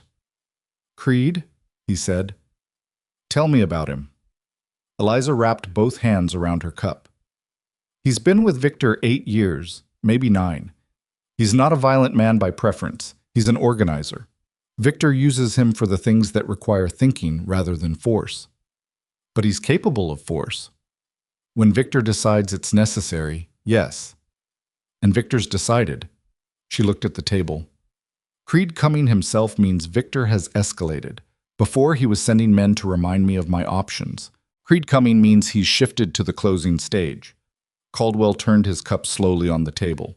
"Which means he'll be here soon. Within days, I think, not weeks." She looked up. "He'll want to come before Briggs has time to act on anything." Caldwell was quiet for a moment. "I want to send a letter to a man in Socorro, name of Edwin Lark. He's a lawyer, handles land disputes mostly, but he knows the territorial legal framework better than anyone I know. If Hale has documents being prepared in Santa Fe, I want someone who can fight paper with paper." "That's smart," she said. "Devereaux can write it out tomorrow morning." He paused. "I want to tell Devereaux and Pocket the full situation. They've been working with pieces. If this is going to come to the property, they need to know what they're standing in." She nodded. "I'll leave that to you. You know them better than I do." "They'll stand," he said. It wasn't bravado. It was simply a fact he knew, the way he knew which parts of the ranch fence were solid and which needed attention. She believed him. They finished their coffee. She washed the cups. He checked the doors and the windows the way he did every night. She heard him move through the house, the specific rhythm of it, stopping at each point. And she heard him pause, as Lydia had told her, outside the door to the back room. She stood at the wash basin and listened to that pause. Then she heard his footsteps continue to his own room, and the house settled into its nighttime quiet. She dried her hands. She went to bed. She did not sleep well, but she slept. In the morning, she collapsed. It was not dramatic in the way of collapses in stories. There was no warning moment, no graceful slide to the floor. She was standing at the stove turning biscuits, and one moment she was upright, and the next the edge of the stove was rushing toward her and she caught herself on it and held on, and she stood there gripping the iron edge with both hands while the kitchen tilted and righted itself and tilted again. She had been running on less food than she had let on. It was not a decision she had made consciously or not entirely consciously. It had started in the lean weeks before Cuervo, when the money had been very low and the children's needs were what they were, and she had simply gotten into the habit of eating less than she needed because less was what was available. Then they had arrived here and the food had been sufficient, more than sufficient, but the habit had stuck around past its necessity the way habits do, and she had been giving Noah the bigger portion of her supper and taking half of her breakfast and telling herself she was fine. She was not fine. She was gripping the edge of the stove with both hands, trying not to fall down, and Lydia came through the kitchen door at exactly that moment and saw her. "Mama." The girl was across the kitchen in 4 steps. Her hands went to Eliza's arms. "Mama, what?" "I'm all right," Eliza said. Her voice came out weaker than she intended. She hated that. "You're not all right. You're— Sit down right now." "The biscuits. I will get the biscuits. Sit down." Lydia had her mother's voice when she needed it. Eliza sat down. The tilting slowed, stopped. She put her elbows on the table and pressed her palms against her face for a moment. Lydia pulled the biscuits from the oven without burning herself. She set them on the counter. Then she stood in the middle of the kitchen and looked at her mother with the expression of a 13-year-old who has just had a very significant fright and is managing it by being extremely practical. "When did you last eat a full meal?" Lydia said. "I eat full meals." "Mama." Silence. "I've been making sure you all have enough," Eliza said, "by not having enough yourself." Lydia's voice had gone very even. That was the tell. Lydia went even when she was scared. "How long?" "It's not—" Eliza stopped, took a breath. "A while. I fell into a habit. I'll correct it." "You'll correct it right now," Lydia said. She put 2 biscuits on a plate. She found the jar of preserved plum jam. Eliza had made it 2 weeks ago from the last of the summer's fruit, and she put it on the table beside the plate. "Eat those before anyone else sits down." Eliza looked at her daughter. At the determination in that young face, the particular set of the jaw that had come directly from her own jaw by way of inheritance. She picked up a biscuit. She was halfway through the first one when she heard Caldwell's boots in the hallway. He came into the kitchen, stopped. He took in Lydia standing with her arms crossed. He took in Eliza at the table instead of at the stove. He took in the plate. He looked at Lydia. She looked back at him with an expression that was entirely her mother's, the one that said several things at once without committing to any of them verbally. "What happened?" he said. "She's eating breakfast," Lydia said, "before everyone else this morning." Caldwell looked at Eliza. She kept her eyes on the biscuit because she was fairly certain that if she looked at him directly right now, the composure she was holding together would develop a significant crack. He sat down across from her at the table. "How long have you been doing this?" he said. "My daughter already asked me that." "I'm asking again." She set down the biscuit. She looked up. His face had the expression she had seen only once before, when he'd heard about the bag dropped from the window, when she'd explained what Victor had done. It was not anger exactly. It was more precise than anger. It was the expression of a man who has encountered something genuinely wrong and is deciding what to do about it. "A few months," she said, "before we came here. I fell into the habit during the hard weeks, and I didn't correct it properly when things got better." "You've been feeding the children your portions." "Not entirely. Some. More than was smart." He was quiet for a long moment. Then he stood up, and he went to the pantry, and he came back with dried fruit and a piece of hard cheese and set them on the table beside her plate. "Eat all of it," he said. "Caldwell." "All of it," he said. "I'm not asking." She picked up the biscuit again. She ate. He poured her a full cup of coffee and sat back down across from her, and he didn't say anything else. And somehow the silence was worse than words would have been, because it was the particular silence of someone who is angry on your behalf and is choosing to convert it into something more useful. Lydia started the rest of breakfast with the competence of a girl who had been watching her mother cook for years. She did not say anything either. The two of them, Caldwell and Lydia, operated around Eliza with a quiet, coordinated attentiveness that she found both deeply touching and moderately infuriating. When Devereaux came in and saw the arrangement, he asked no questions. He simply sat down and ate what was put in front of him and made a point of complimenting the biscuits in a way that was specifically directed at Lydia, which made the girl's ears turn pink. Marcus came in with Noah and looked at his mother with eyes that saw too much, and she gave him a small nod that meant, "I'm all right," and he accepted it and sat down. After breakfast, when the others had dispersed, Caldwell remained. "You need to tell me," he said, "when things are not right. Not just the big things, the actual daily things." She looked at the table. "I'm not used to telling people when things aren't right." "I know. I'm telling you to get used to it." He was not unkind about it. He was simply precise. "This arrangement, you being here, me being responsible for what happens on this ranch, it doesn't work if you're disappearing yourself in sections. You understand me?" She looked up. "Yes," she said. "Good." He pushed back his chair. "Devereaux's leaving for Socorro this morning. Letters already written." He left for the barn. Eliza sat for another minute at the kitchen table. Then she ate the last piece of cheese and drank the rest of her coffee, and she did both things with a thoroughness that was a form of compliance, and also, somewhere underneath that, a form of gratitude for being required to comply. The town's attitude shifted noticeably that week. It happened in the incremental way that these things happened. Nothing dramatic, No single moment that defined the change, just a gradual cooling in interactions that Eliza noticed each time she went to town for supplies. The way a conversation at the general store ended a few sentences earlier than it had before.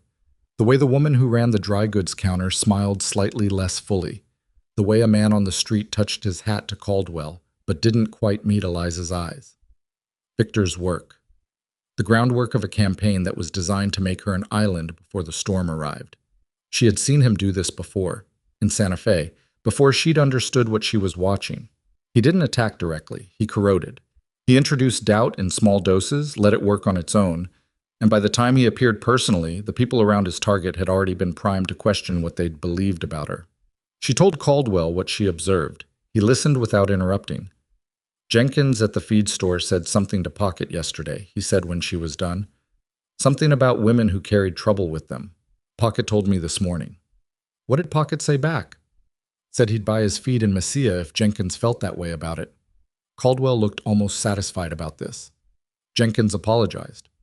Despite everything, she felt a smile try to happen. She let it. There's going to be more of it, she said. I know. He looked at her steadily.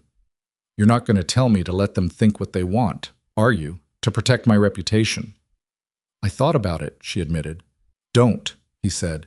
My reputation isn't made from what people think when they're being worked by a man like Hale. It's made from 11 years of being exactly what I said I was in this county. He straightened.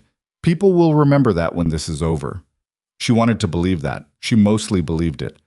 There was a small part of her that knew from experience how permanent the wrong kind of stain could be, how even people who knew better tended to let a story stick once it had settled long enough.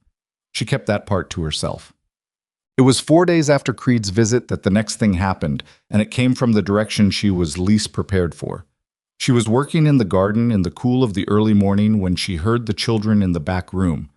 A raised voice, which was unusual enough to make her put down the trowel and go inside. Marcus was standing in the small room with his back very straight and his hands at his sides. Noah was on the bunk with his knees pulled up. Lydia was in the doorway looking at her brother with an expression that said this had been going on for a few minutes before Eliza arrived. What's happening? Eliza said. Marcus looked at her. His jaw was set in the specific way that meant he'd made a decision and was prepared to defend it. I heard something in town yesterday, he said. When I went with Pocket for the nails, a man said that you used to work for Victor Hale in a way that wasn't just cooking. The room went very quiet. Eliza held her son's gaze. He was 10 years old and he had heard something ugly about his mother, and he was standing there with his hands at his sides waiting for her to either confirm it or deny it, because he was the kind of child who needed the actual truth rather than a comfortable version of it. What exactly did the man say? She said. He said you were Hale's. He used a word I won't say in front of Noah. Say it anyway, Eliza said. Marcus's jaw tightened further. His kept woman. Noah, on the bunk, didn't entirely understand the phrase. Lydia, in the doorway, understood it completely and had gone very still. Eliza crossed the room and sat on the edge of the bunk beside Noah. She looked at Marcus directly. It's a lie, she said. The work I did for Victor Hale was household management. Cooking, organizing his accounts, overseeing his staff. That is the whole of it. She kept her voice level and her eyes on her son. He wanted it to be more. He made that clear in ways that I refused. That refusal is part of why we left. Marcus looked at her for a long moment. He had her eyes, her specific shade, her specific quality of attention. It was sometimes like being appraised by a slightly shorter version of herself. I know it's a lie, he said finally. I told the man it was a lie. That's why Pocket had to pull me away before I did something stupid. Something moved through Eliza that was complicated enough that she couldn't identify all its parts immediately. Pride, fear, a sharp maternal fury that her 10-year-old had been put in a position to defend her to a grown man in a feed store. Thank you for telling me, she said, and thank you for not doing the stupid thing. Pocket said the same. He unclenched his hands. Is this going to keep happening? People saying things? Probably, she said. Until Victor Hale comes and whatever happens, happens. He absorbed this. What do we do? We keep doing what we're doing, she said. We work. We don't hide. We don't act like we have something to be ashamed of. Because we don't. He nodded, slow and deliberate. Okay. Okay, she said. She looked at Lydia still in the doorway. The girl gave her a nod that was entirely adult. Not reassurance, just acknowledgement. We know. We're still here. Eliza went back to the garden. She picked up the trowel. She worked the soil harder than was strictly necessary for a while. She told Caldwell that evening. She told him about Marcus and the man in the feed store, and she told him the specific lie that had been circulating, and she did it without her voice wavering because she had decided sometime in the last hour that the only way to get through this without losing herself entirely was to report it the way you reported weather, factually, without adding to its weight. Caldwell's face went through something brief and contained. Who said it? He said. I don't know. Marcus didn't get the name. He was quiet for a moment. Victor's seeding it deliberately. Before he arrives, he wants people to look at you a certain way. His voice had a flatness to it that she recognized as controlled anger. He wants to make it so that whatever he says when he gets here, whatever he accuses you of, people are already half persuaded. Yes, she said. He looked at her. It's not going to work. You can't know that. I know this county, he said, and I'm going to make sure the right people hear the right version before Victor Hale's boots hit the ground in Cuervo. He stood. I'm going to see Harlan Briggs tomorrow, and then I'm going to see 3 other men, Tom Weiler at the land office, Frank Aldis at the bank, and Reverend Sutton. She raised an eyebrow. The Reverend?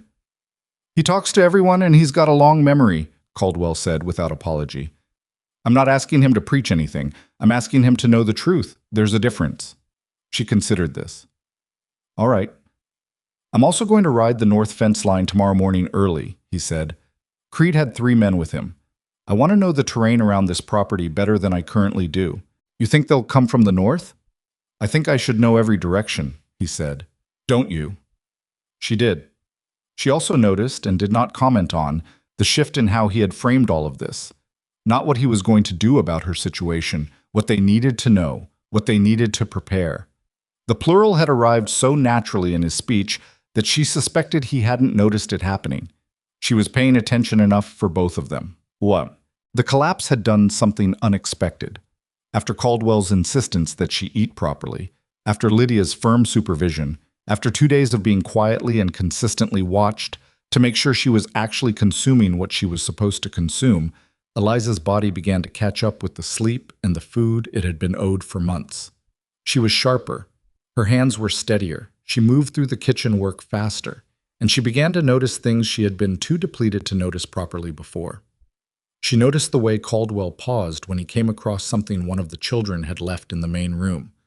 Noah's carved wooden horse on the windowsill, Marcus's knotted rope project on the porch railing, the way he'd stop and look at the object for a moment before continuing, as if he was still slightly surprised each time to find evidence of other people's lives woven into his house. She noticed that he had oiled the squeak out of the back room door without being asked or mentioning that he'd done it. She noticed that when he talked to Marcus, increasingly, he was talking to Marcus, in the direct, practical way he talked to everyone. He listened to the boy's responses with the same full attention he gave to adults, not the distracted half-attention that most grown men gave to children. She noticed that he never raised his voice, not once in the time she had been here. She had heard him speak firmly, heard the low intensity that came into his voice when something mattered, but she had not heard him shout, not at the hands, not at the horses, not at the situation. Her father had been a loud man. Her husband had been a loud man when things went wrong. She had grown up and then lived understanding the sound of raised male voices as the leading indicator of something worse. She was aware that she was noticing Caldwell's silence on that subject in a way that probably revealed something about her. She was equally aware that she was not ready to look directly at what it revealed. On the 6th day after Creed's visit, Devereaux returned from Socorro with a letter from Edwin Lark. She and Caldwell read it together at the kitchen table. Lark was direct and not optimistic about everything, which was a quality Eliza immediately respected in a lawyer. He confirmed that a warrant had been submitted from Santa Fe for her arrest on charges of theft and fraud. He also confirmed that the warrant had procedural irregularities that he could challenge. The signatures were present, but the underlying documentation was incomplete, which was consistent with a warrant that had been expedited through connections rather than through proper process. He said he could file a counterpetition arguing the warrant was fraudulent. He said he could do this within a week if provided the documents Eliza had referenced in Caldwell's letter. He also said, in the precise, careful language of a man who had been practicing law in New Mexico territory for 20 years, that if Victor Hale had the connections he appeared to have, a legal counter would slow him down significantly but might not stop him entirely. The goal, Lark wrote, was not to win a single legal battle, but to make the cost of pursuit high enough that the pursuit became impractical. Make it expensive for him. That was the strategy. Not defeat, expense. Make the price of continuing higher than the value of what he was chasing. Caldwell set the letter on the table. He needs the documents. I know. Eliza looked at the letter for a moment. Then she got up, went to the back room, and came back with the full oilskin packet. She set it on the table. All of it, she said, not just the 3 I showed Briggs. She spread the documents out on the table. Letters, account pages, the original employment agreement, 3 pages of records that showed the arrangement with the Santa Fe County official in clear, specific detail. If we're doing this, we do it completely. Caldwell looked at the papers. He looked at her. This is the whole hand, he said. Yes. Once we play it, there's no taking it back. I know. She looked at him steadily. I've been holding these for months as a form of protection, as something I kept close so I'd have something if things got desperate enough. She touched the edge of one of the pages. But keeping them as insurance means Victor can keep applying pressure indefinitely, knowing I haven't used them.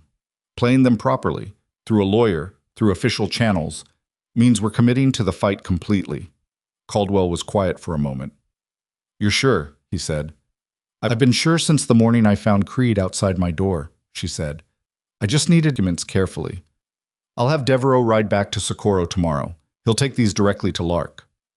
I want to send a letter with them, she said, explaining each document, what it is, where it came from, what it means. Can you have it written tonight? Yes. He nodded. He looked at the stack of papers in his hands for a moment. Eliza, these documents expose a county official. Yes.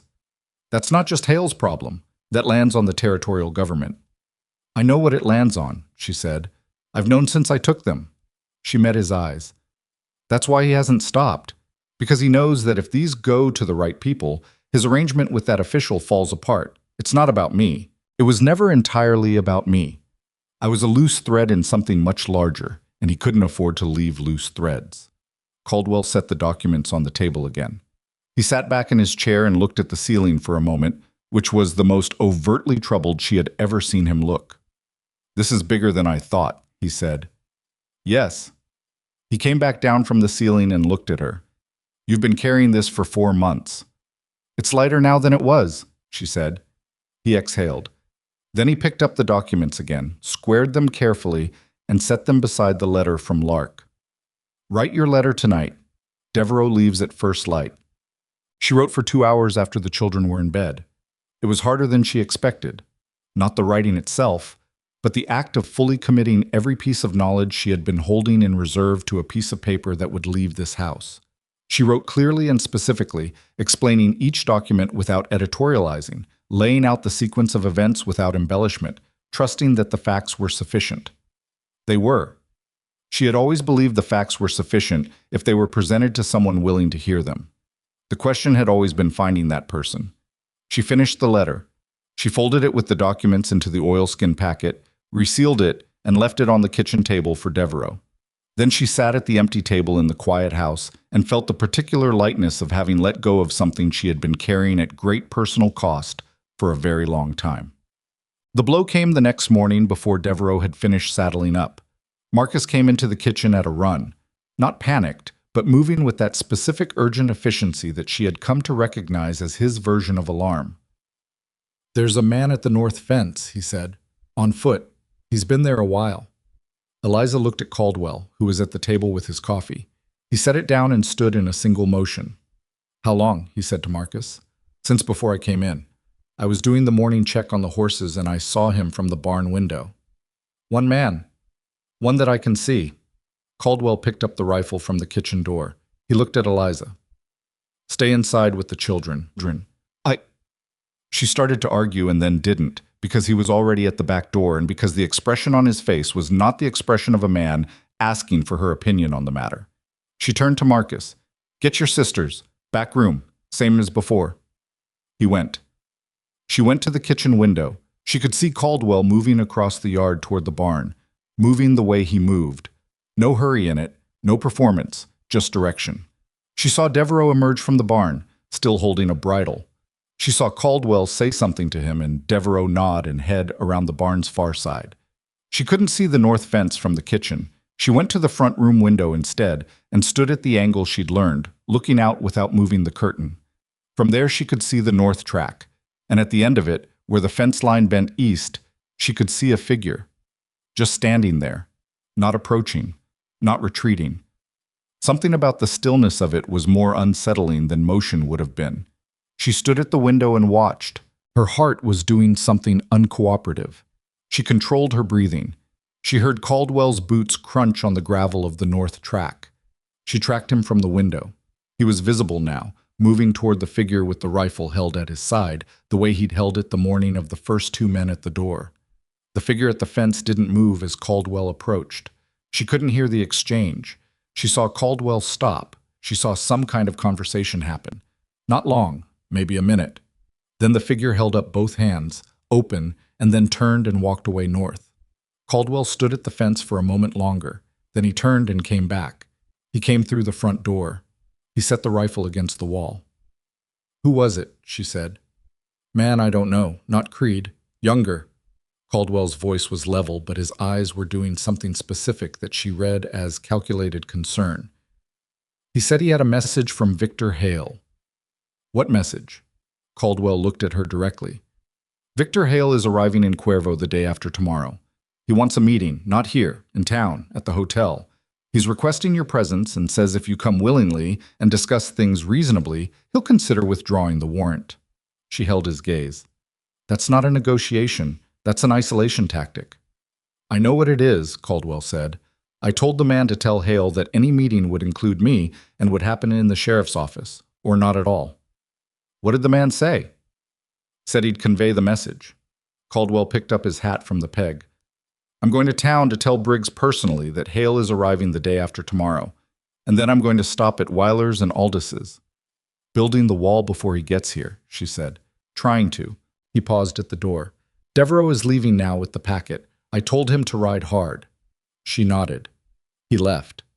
She stood in the front room of the house that had become the most real place she had occupied in years, and she thought about Victor Hale getting off a train somewhere in New Mexico territory, straightening his coat, looking at whatever landscape greeted him with the absolute confidence of a man who had never in his life lost anything he'd decided to pursue. She had spent 4 months being afraid of that confidence. She looked around the front room. The curtains Margaret Voss had sewn, the ones that had been stored in the chest and that she had rehung. The swept floors. The absence of the particular emptiness that had been here when she arrived. The sound of her children in the back room. Lydia's low voice, Noah's small reply. She was not afraid of Victor Hale's confidence today. She was something else. Something that felt more like the specific hardness that forms in a person when they have finally decided that losing is not a choice they're making. That evening, Caldwell came back from town and told her the shape of what he'd done. Briggs had been informed and had sent a wire to the territorial marshal's office regarding the approaching arrival of a man connected to an ongoing warrant investigation.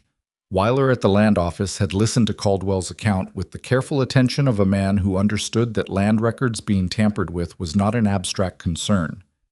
Frank Aldis at the bank had said little, which was Aldis's way, but had also said he would be watching how things developed with considerable interest. "Briggs is going to meet Hale when he arrives," Caldwell said. "Officially. He's going to make it clear that Cuervo is aware of the situation before Hale has a chance to run his version of it." "That's good," Eliza said. "That's very good." "It's not finished," he said.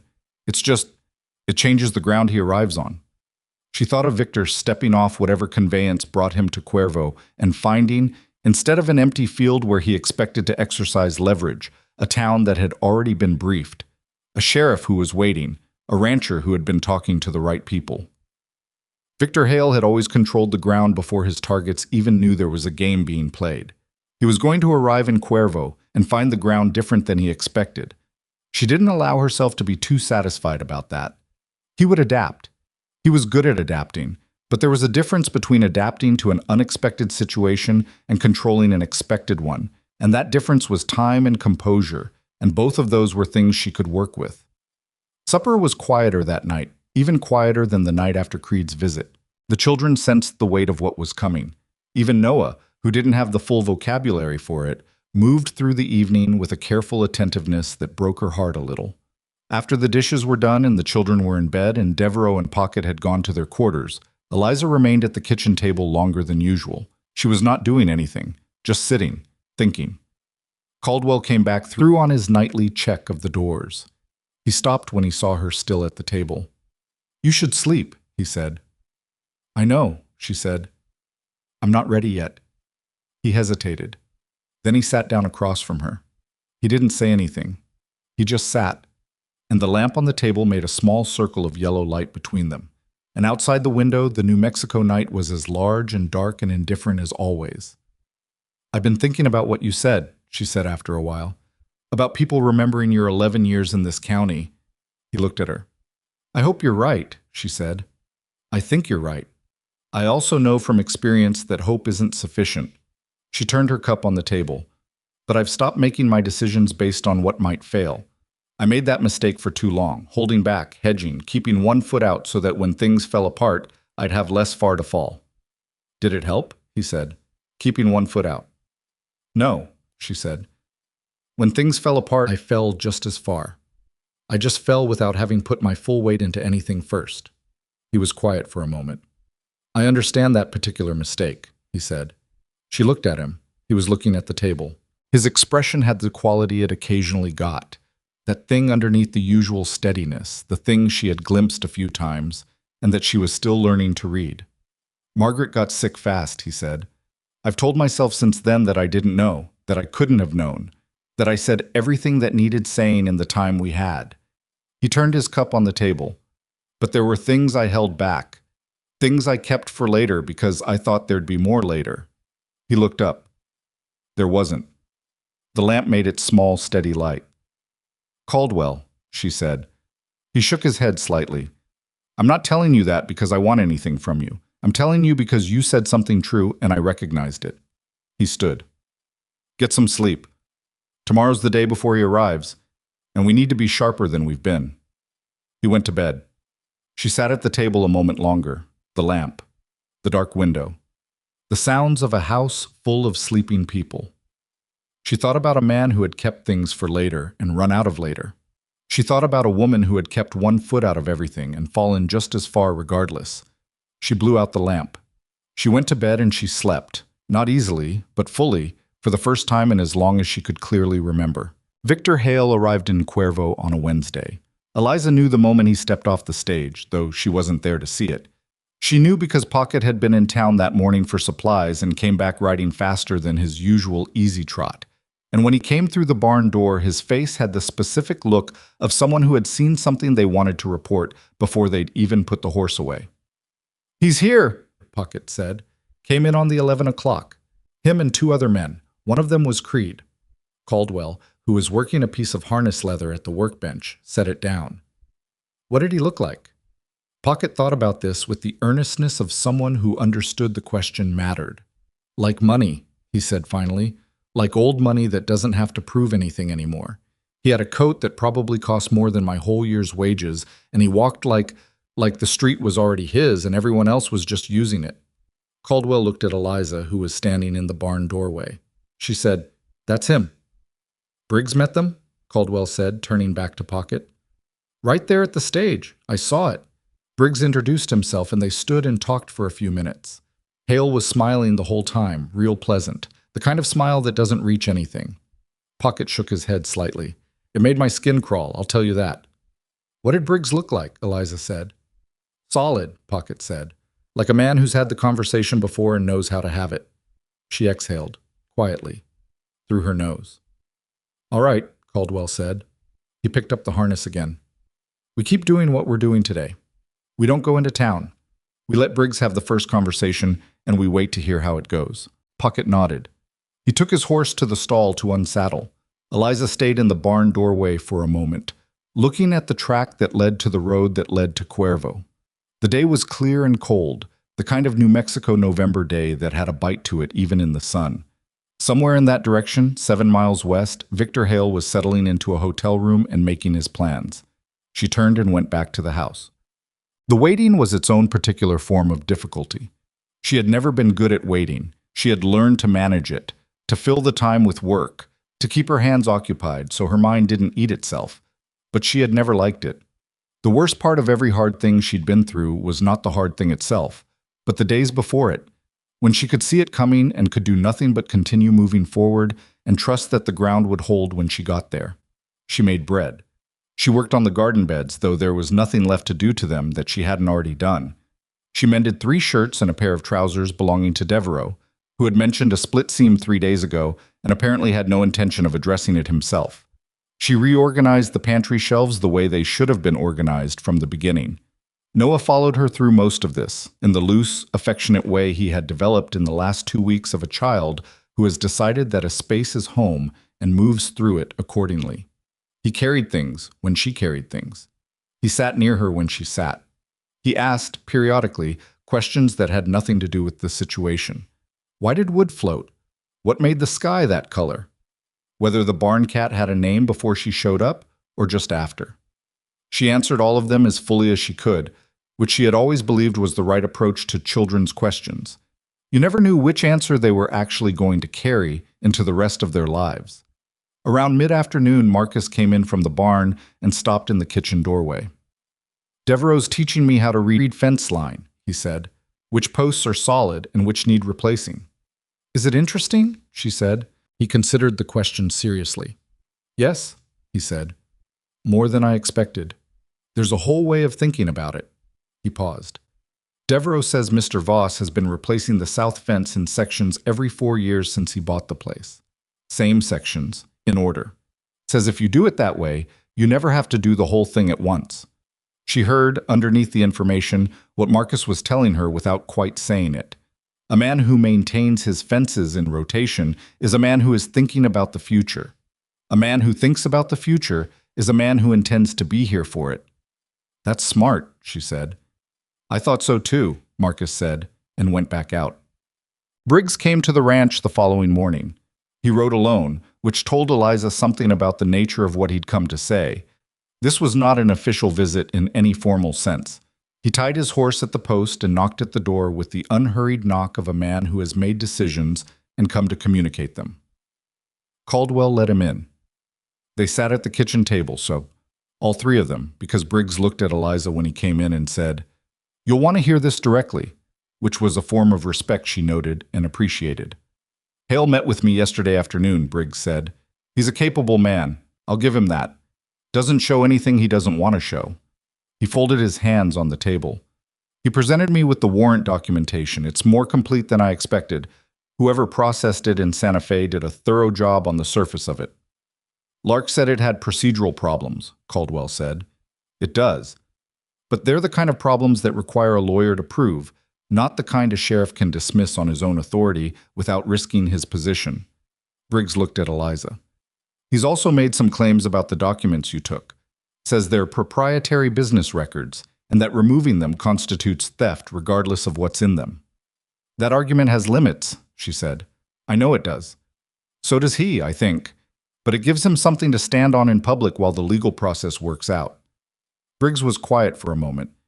"He asked about you, Mrs. Whitmore, specifically. He asked what my impression of you was, how long you'd been at this ranch, what I knew about your background." "What did you tell him?" "I told him I'd formed my own impressions and didn't see any reason to share them with parties to an ongoing dispute." Briggs's expression didn't change, but something in his eyes did. He didn't like that. "He wouldn't," Caldwell said. "He's also been talking to people in town," Briggs continued, "not threatening anyone. He's too smart for that.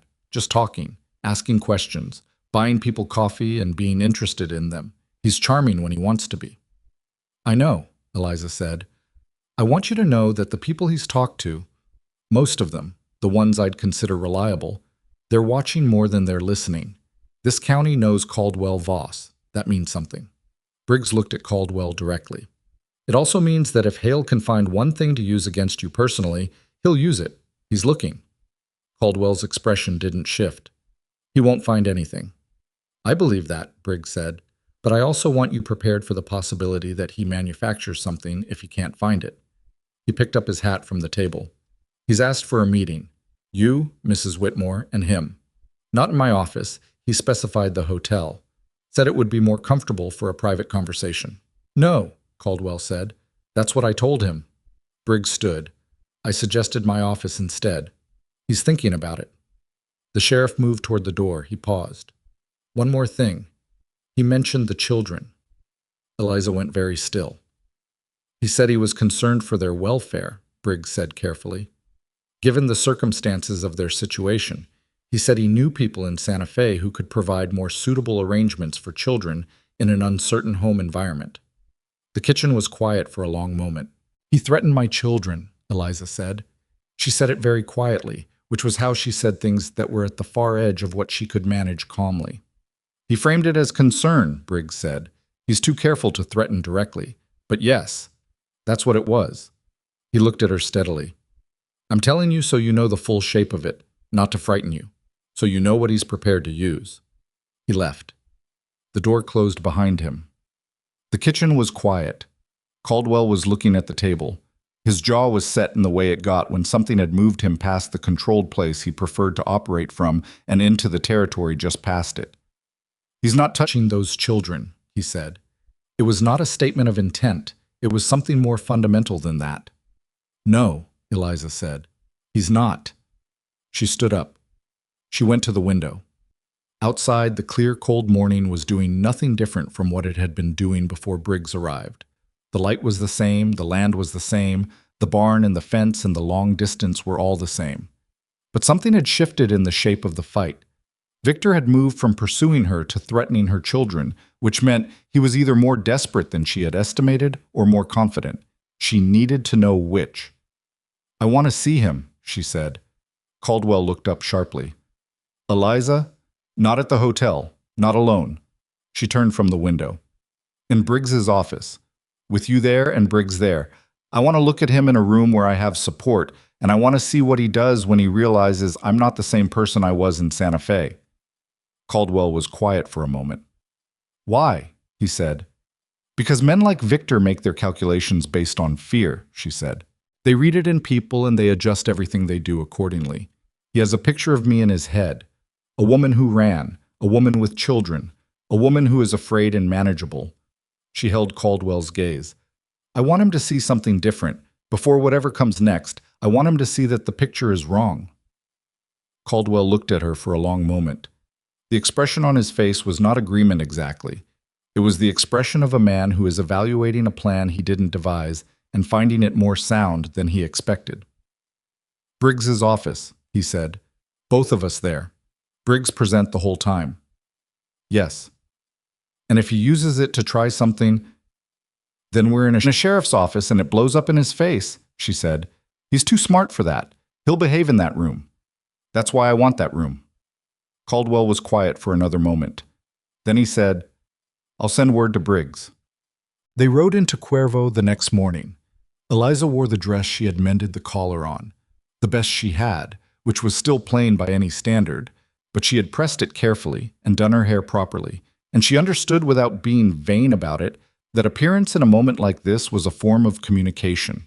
She was not going to meet Victor Hale looking like a woman who had been run into the ground. She was going to look like what she was, a woman who had stopped running. Caldwell rode beside her and said nothing for most of the 7 miles, which suited her. She didn't want to talk. She wanted to think, and she thought best in the particular silence that this particular man provided, which asked nothing of her and expected nothing and simply existed alongside her.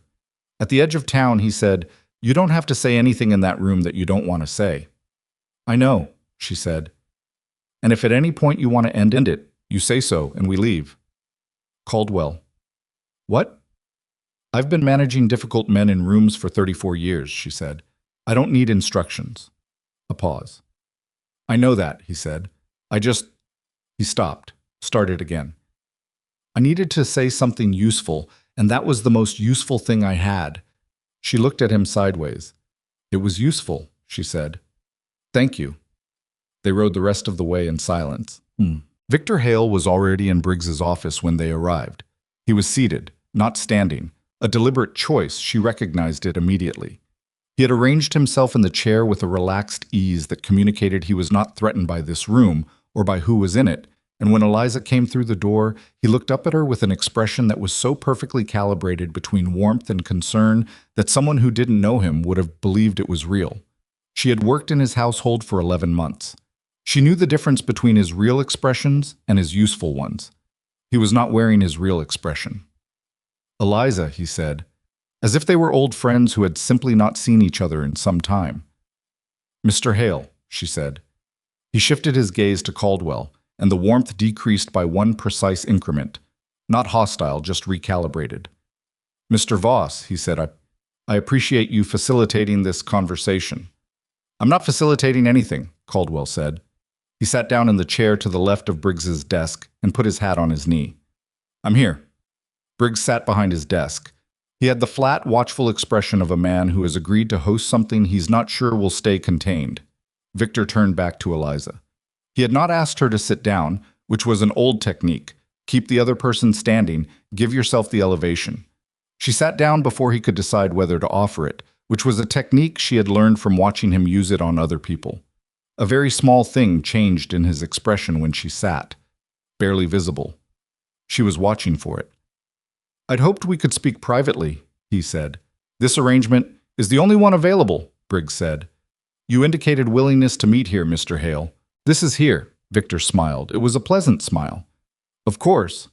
He looked at Eliza. You look well, he said. Genuinely. I was concerned. The circumstances of your departure were so abrupt. I worried about the children. The children are well, she said. I'm glad. He folded his hands in his lap.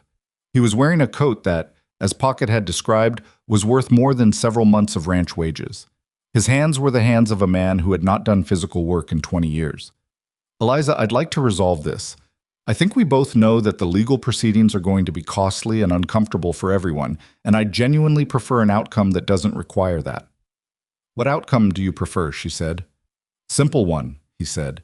You return the documents you took. We agree that your employment is concluded. You go about your life without interference from me, and I go about my business without the distraction of this pursuit. He opened his hand slightly, the gesture of a man offering something reasonable. I'm not a vindictive man, Eliza. I want resolution, not blood. The room was quiet for a moment. You told Sheriff Briggs you were concerned about my children's welfare, she said. The smile stayed on his face. I expressed genuine concern, yes. Their situation has been unstable.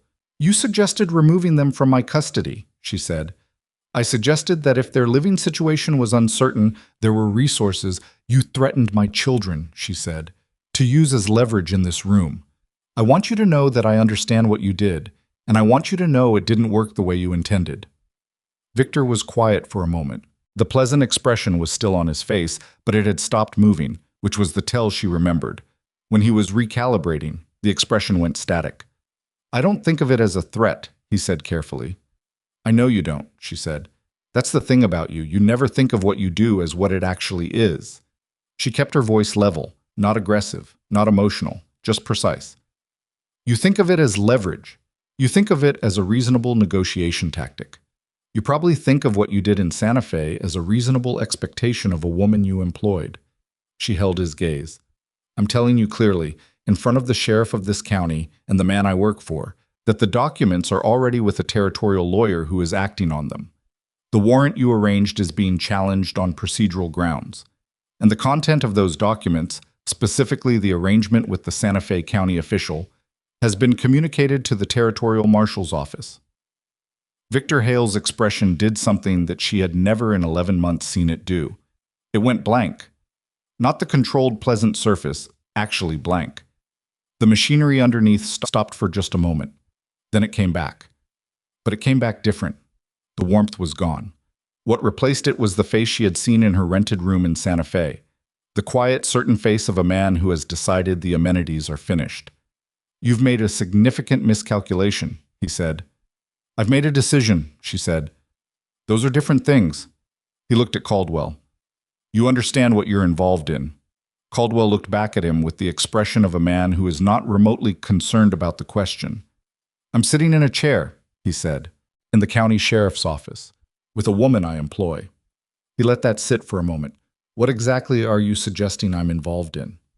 The obstruction of legitimate legal. The warrant is being challenged, Briggs said from behind his desk. He said it the way he said most things, flat, carrying significant weight in the flatness. I've received communication from the Territorial Marshal's office regarding the circumstances of its preparation. I'd characterize the warrant's legitimacy as pending review. Victor looked at Briggs. He had the look of a man who had expected this room to be a formality and was discovering it was something else. You've been busy, he said. I was talking to Eliza, but looking at Caldwell. Yes, she said. He looked back at her. The calculation was happening behind his eyes. She could not read it specifically, but she could read its presence, the working and reworking of a man determining which position was still available to him. The county official you mentioned, he said. His voice had dropped. You're aware that implicating him implicates people above him as well. I'm aware, she said. People who have resources significantly beyond what a county sheriff or a territorial lawyer can address. I'm also aware of that, she said.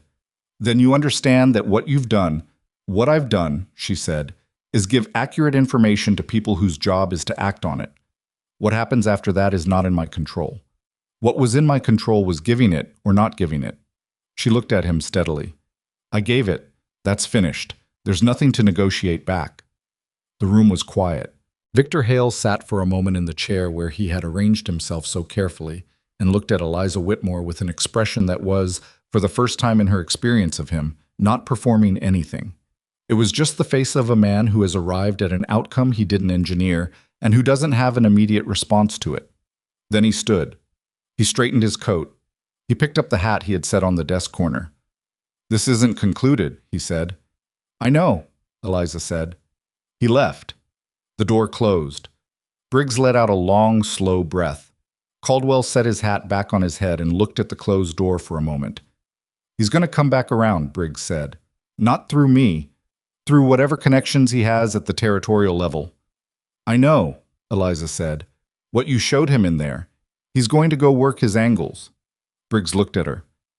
You gave those documents to Lark before this meeting. Devereaux left 3 days ago. Briggs nodded slowly. Good. Good timing. He stood. Go back to the ranch. Keep your heads down. I'm going to send a wire this afternoon and find out exactly where things stand with the marshal's office. They left the sheriff's office and walked out into the cold November street. The town was going about itself in the ordinary way. Down the block, 2 women were talking outside the dry goods store. A man was loading something into a wagon outside the feed store. The smithy was going. The dog near the feed store was asleep. Eliza stood on the boardwalk for a moment and breathed the cold air. You knew about the county official before you walked in there, Caldwell said. He was standing beside her. Yes. You waited to use it. I wanted him to make his offer first, she said. I wanted him to show me what he thought he had. Then I wanted him to see that what I had was larger. And if Lark hadn't already received the documents, then I wouldn't have said it, she said simply. Telling a man you have a loaded gun when you don't is how you get shot. The documents had to be out of my hands first. Caldwell was quiet for a moment. You planned this from the moment Creed showed up, he said. She thought about that. From the moment I told you the truth at the pump, she said. Before that, I was still deciding whether to fight or move again. After that, yes, this was the direction. He looked at her. She looked back. Let's go home, he said. She noted this word. She didn't say anything about it, but she noted it, the way she noted the rifle by the kitchen door and the oiled hinge and the pause outside the children's room at night.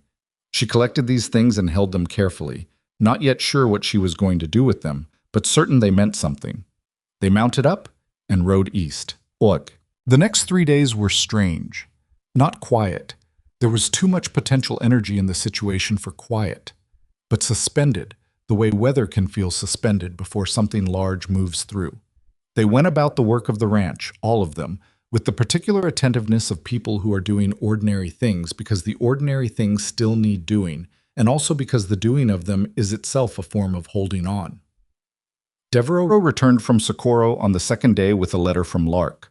Lark had received the documents. He had begun the counter-petition process. He had also, and this was the part that mattered most, forwarded relevant materials to a contact at the Territorial Marshal's office, whom he described as someone likely to take an interest in land fraud involving county officials. He cautioned that the process would not be fast, and that Victor Hale would likely have responses to everything, but he also said something that Eliza read 3 times. He said the documents were, in his professional assessment, sufficient to make pursuing Eliza more legally dangerous for Victor Hale than abandoning the pursuit. She brought this to Caldwell. He read it. He handed it back. He said, "That's Lark being careful. He's not saying it's over." "I know," she said, "but it's the first time anyone with legal standing has told me the ground is shifting." He looked at her. "Is that enough?" "For now," she said. "Yes."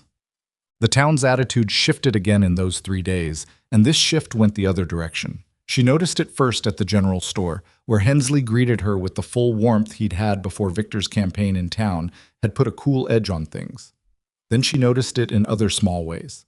A nod from a man she'd seen avoid her eyes the previous week. A conversation at the well that went on longer than it needed to because the woman she was talking to simply didn't seem to be in a hurry to end it. Victor Hale had worked the town before his arrival, but he had stayed at the hotel for 3 days, and the town had watched him stay there, and there was a quality of attention that small towns applied to strangers who arrived with the specific intention of affecting local situations, and that quality was not always favorable to the stranger. Caldwell told her that Tom Weiler at the land office had asked Caldwell directly about the nature of the documents that had been sent to the Territorial Marshal. Caldwell had given him an honest answer. Weiler had listened and then said he would be writing his own letter to the Marshal's office, because land records being tampered with was something he took as a professional and personal offense. "Weiler's letter carries weight," Caldwell said. "He's been at that office 22 years. She thought about the wall Caldwell had been building before Victor arrived. She thought about how it had looked like preparation and turned out to be something more. A community being given accurate information and choosing, largely, to believe it. Not all of them. Some had already committed to Victor's version. But enough. The confrontation, when it finally came, did not happen in a sheriff's office. It happened on the ranch, 4 days after the meeting with Briggs, in the early morning before full light. Eliza heard the horses first. Not one horse, multiple. She was already half awake, which had become her standard in the past weeks, some part of her sleeping always keeping one ear on the world outside the small room. She heard them on the north track, the same direction the single man had come from before, and she was out of bed and at the door before she had consciously decided to move. She went to the children first. "Get up," she said quietly. "Quiet and fast.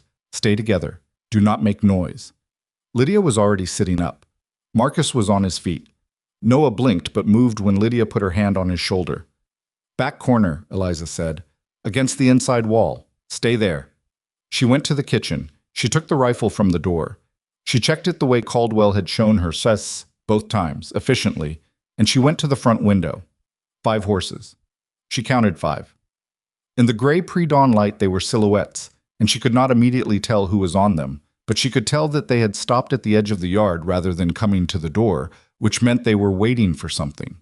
Waiting for light, maybe. Or waiting for a signal. She heard Caldwell's door, his boots in the hallway. He came into the front room and stood beside her at the window. She felt him take in the 5 horses without speaking. 5, she said quietly. "I see them." He moved toward the back of the house. She heard the back door and then heard him at the barn, a low whistle that she recognized, after all these weeks, as the signal he used for Devereaux when he needed him without noise. She went back to the window. The horses didn't move. They were just there, in the pre-dawn, 5 silhouettes that could have been anything except that she knew what they were. Then one of them moved forward, one rider separating from the group coming towards the house. She recognized the coat even in that light. The particular way of sitting a horse that communicated absolute confidence in having that horse exactly where one wanted it. Victor Hale. He pulled up 20 feet from the porch. He sat there looking at the house. "Eliza," he called. His voice was the same it always was, measured, carrying just the right amount of authority, not shouting but projecting with the ease of a man who had learned to fill rooms without raising his voice. I'd like to speak with you. Come outside, please. She stood at the window. She looked at him for a moment. Then she went to the front door and opened it and walked out onto the porch. She had the rifle and she held it at her side the way she'd held it when Creed came, pointed down, both hands, the way of someone who knows how to use it. Victor looked at her. Some small shift happened in his expression when he saw the rifle, but he didn't comment on it. I had a conversation yesterday, he said, with someone in the territorial capital. I'd like to share what I learned. All right, she said. The documents you sent through your lawyer, they've been received. They're being reviewed. He paused, and she could hear that he was choosing words carefully in the way of someone navigating a space that has more obstacles in it than expected. The county official in question has resigned, effective yesterday afternoon. She did not change her expression. There are also, he continued, several individuals asking questions about my freight company's involvement in certain contracts. He stopped. I won't pretend this is a comfortable situation. I know you won't, she said. You're not a stupid man. He looked at her. His horse shifted slightly beneath him, and he steadied it without looking down. What do you want? He said. Not the tone he'd used in Briggs's office. The negotiating tone, the reasonable man tone. Something different. Something that was, she thought, considerably closer to the actual man. Nothing from you, she said. That's the honest answer. I don't want anything from you. I want the warrant withdrawn. I want you to go back to Santa Fe and deal with the consequences of the documents I gave to people who have authority to act on them. And I want you to never contact me or my children or anyone connected to this ranch again. He was quiet for a moment. And if I withdraw the warrant, he said, what assurance do I have that there aren't additional materials, additional things you might send to additional people? You don't have any assurance, she said. You had my assurance for 11 months while I worked in your household honestly and competently, and you made the decision to treat that as something you could manipulate. You've got what comes from that decision. Behind her, she heard the front door, heard Caldwell step out onto the porch and take up a position to her left. Victor looked at him, looked back at her. His eyes went briefly to the 4 riders still at the edge of the yard, and she saw the calculation moving. This isn't the way I do things, he said quietly. He was talking to himself almost as much as to her. No, she agreed. You like it quiet and gradual, and through channels you control. You like to make people feel like they're out of options and let that feeling do your work for you. She kept her voice level. The rifle was still at her side. But you came here yourself, which means you've run through the channels, and they're not clearing the way anymore. And you brought 5 men, which means you were still thinking about force until recently. She looked at him. And you're sitting out there in the morning cold talking instead of acting, which means you've made a decision. A long pause.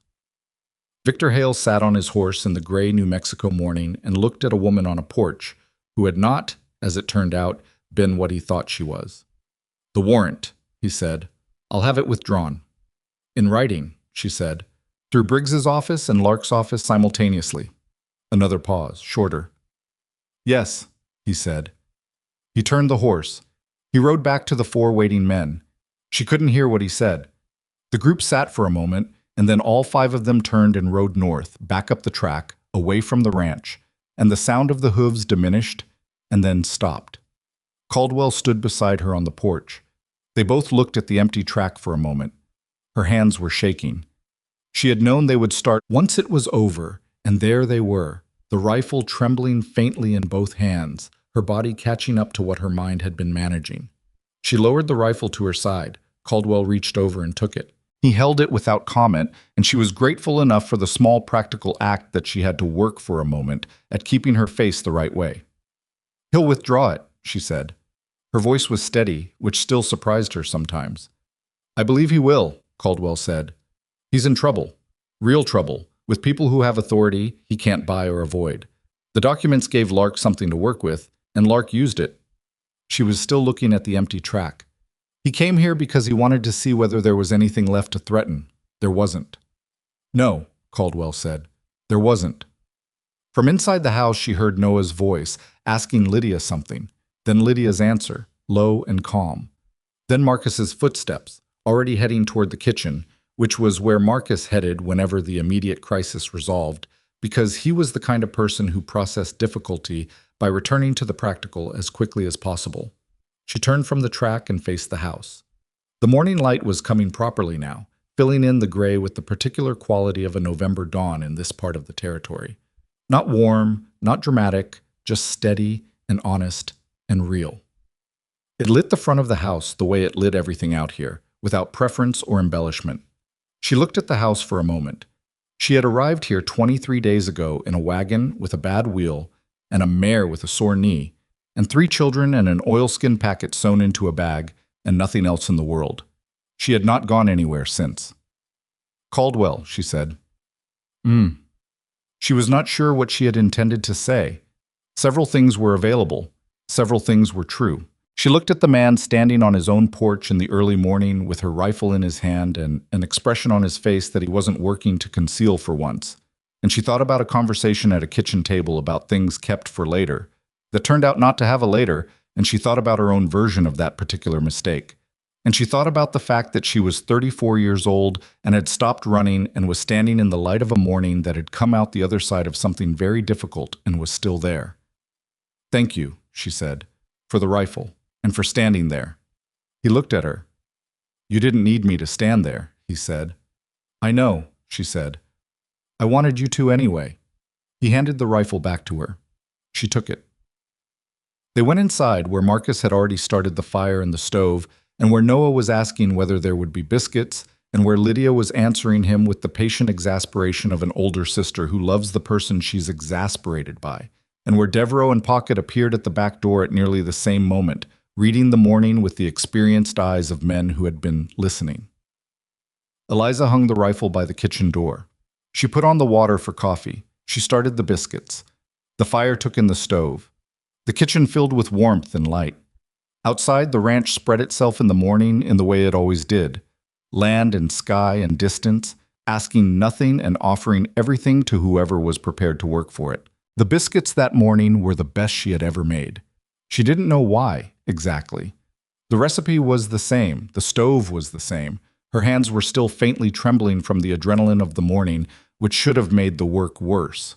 But there was something about moving through the kitchen in the aftermath of Victor Hale riding away.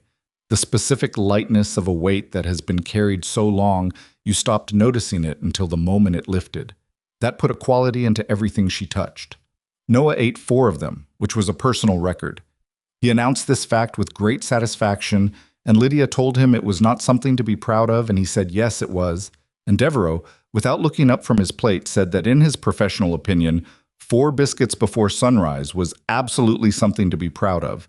And Noah looked vindicated, and Lydia looked exasperated, and Marcus smiled into his coffee cup. Caldwell ate his breakfast and watched all of this happen at his table with an expression that he probably thought was neutral. It was not neutral. But she didn't say anything about that. After the meal, after Devereaux and Pocket had gone to the barn and the children had scattered to their morning work, Caldwell remained at the table. He had his second cup of coffee, and he was doing the thinking thing, the internal, thorough, unhurried process that she had learned to recognize as distinct from the times when he was simply quiet. She washed the dishes. She let him think. "He'll keep his word," Caldwell said finally. "About the warrant." "I believe so," she said. "Not because he's honorable. Because withdrawing it is cheaper than fighting what the document started. Lark needs to know this morning. I'll write the letter. Devereaux can take it today. Briggs too." "Yes." She set a cup on the shelf. "The territorial process, the investigation into the county official, the land fraud, that's going to continue regardless of what Victor does now. He can't stop that. He started it when he built the arrangement, and I finished it when I gave the documents to Lark. Neither of us controls what happens next in that room." Caldwell turned his cup on the table. "Does that worry you?" She thought honestly about the question. "Some," she said. "Victor's name is in those documents alongside the officials. Depending on how far the investigation goes, there may be hearings. I may be called to speak." She put the last cup away. "But that's a different kind of worry from the kind I've had for the past 4 months. That kind, being pursued, having nowhere to stand, that kind is finished." She turned from the shelf and looked at him. "This new kind I can manage." He looked back at her.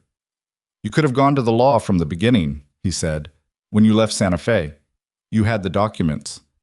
"I know," she said. "Why didn't you?" She had asked herself the same question enough times that she had a real answer rather than a comfortable one. Because I didn't believe the law would be on my side, she said. A woman alone with 3 children and accusations against a wealthy man with connections. I had the documents, but I didn't have anyone to stand beside me while I used them. Documents by themselves aren't enough. You need someone to believe you before the documents mean anything. She looked at him directly. I needed to find the right place before I could fight. This was the right place. Caldwell was quiet for a moment. I was the right place, he said. He wasn't being vain about it. I was just clarifying the sentence. You and Briggs and Whaler and Devereaux and Pocket and the fact that this county had 12 years of knowing you before Victor Hale arrived in it. She paused. Yes, you were the right place. He turned his cup once more on the table. Then he said, in the voice of a man who has made a decision and is stating it plainly without decoration, I want you to stay. She looked at him. Not as the cook, he said. Not as... I want you to stay as whatever this is, what it's been becoming. He met her eyes. I'm not good at this kind of talking. I know that. But I know when something is true, and I know when I'm likely to lose it if I keep it for later, and I'm not keeping this for later. The kitchen was very quiet around them. Caldwell, she said. You don't have to answer right now, he said quickly. I just needed it said. I'm not going to wait, she said. I've been doing that. Deciding to answer things later. It doesn't serve me. She folded the dish towel and set it on the counter. I want to stay. I've wanted to stay for 2 weeks. I've been waiting to see if we survived the thing first. We survived it, he said. We did, she said. The simplicity of it was almost funny. 2 people at a kitchen table talking about survival and want in the future, neither of them particularly graceful about it, neither of them trying to be. I need to know something, she said. All right. The room at the end of the hall, she said. Margaret's room. His expression shifted. Not closed, something more honest than closed. What about it? He said. I'm not asking you to unlock it, she said. I'm not asking you to do anything with it or to it. I'm asking you whether you understand the difference between honoring someone you loved and using their memory to stay somewhere it's comfortable to stay. He was quiet for a long moment. It was a hard question, and she had asked it directly, which was the only way she knew how to ask hard questions. I've been thinking about that, he said. More than you'd know. I'd know, she said. I've watched you think about it. He looked at her. You are exceedingly observant. I'm a woman who has survived by paying attention, she said. I don't know how to turn it off. He set his cup down. I loved Margaret, he said. I'm not going to pretend otherwise, and I don't want you to ask me to. I'm not asking you to. I know. He looked at the table. But I've been in that room, alone in it, for 3 years.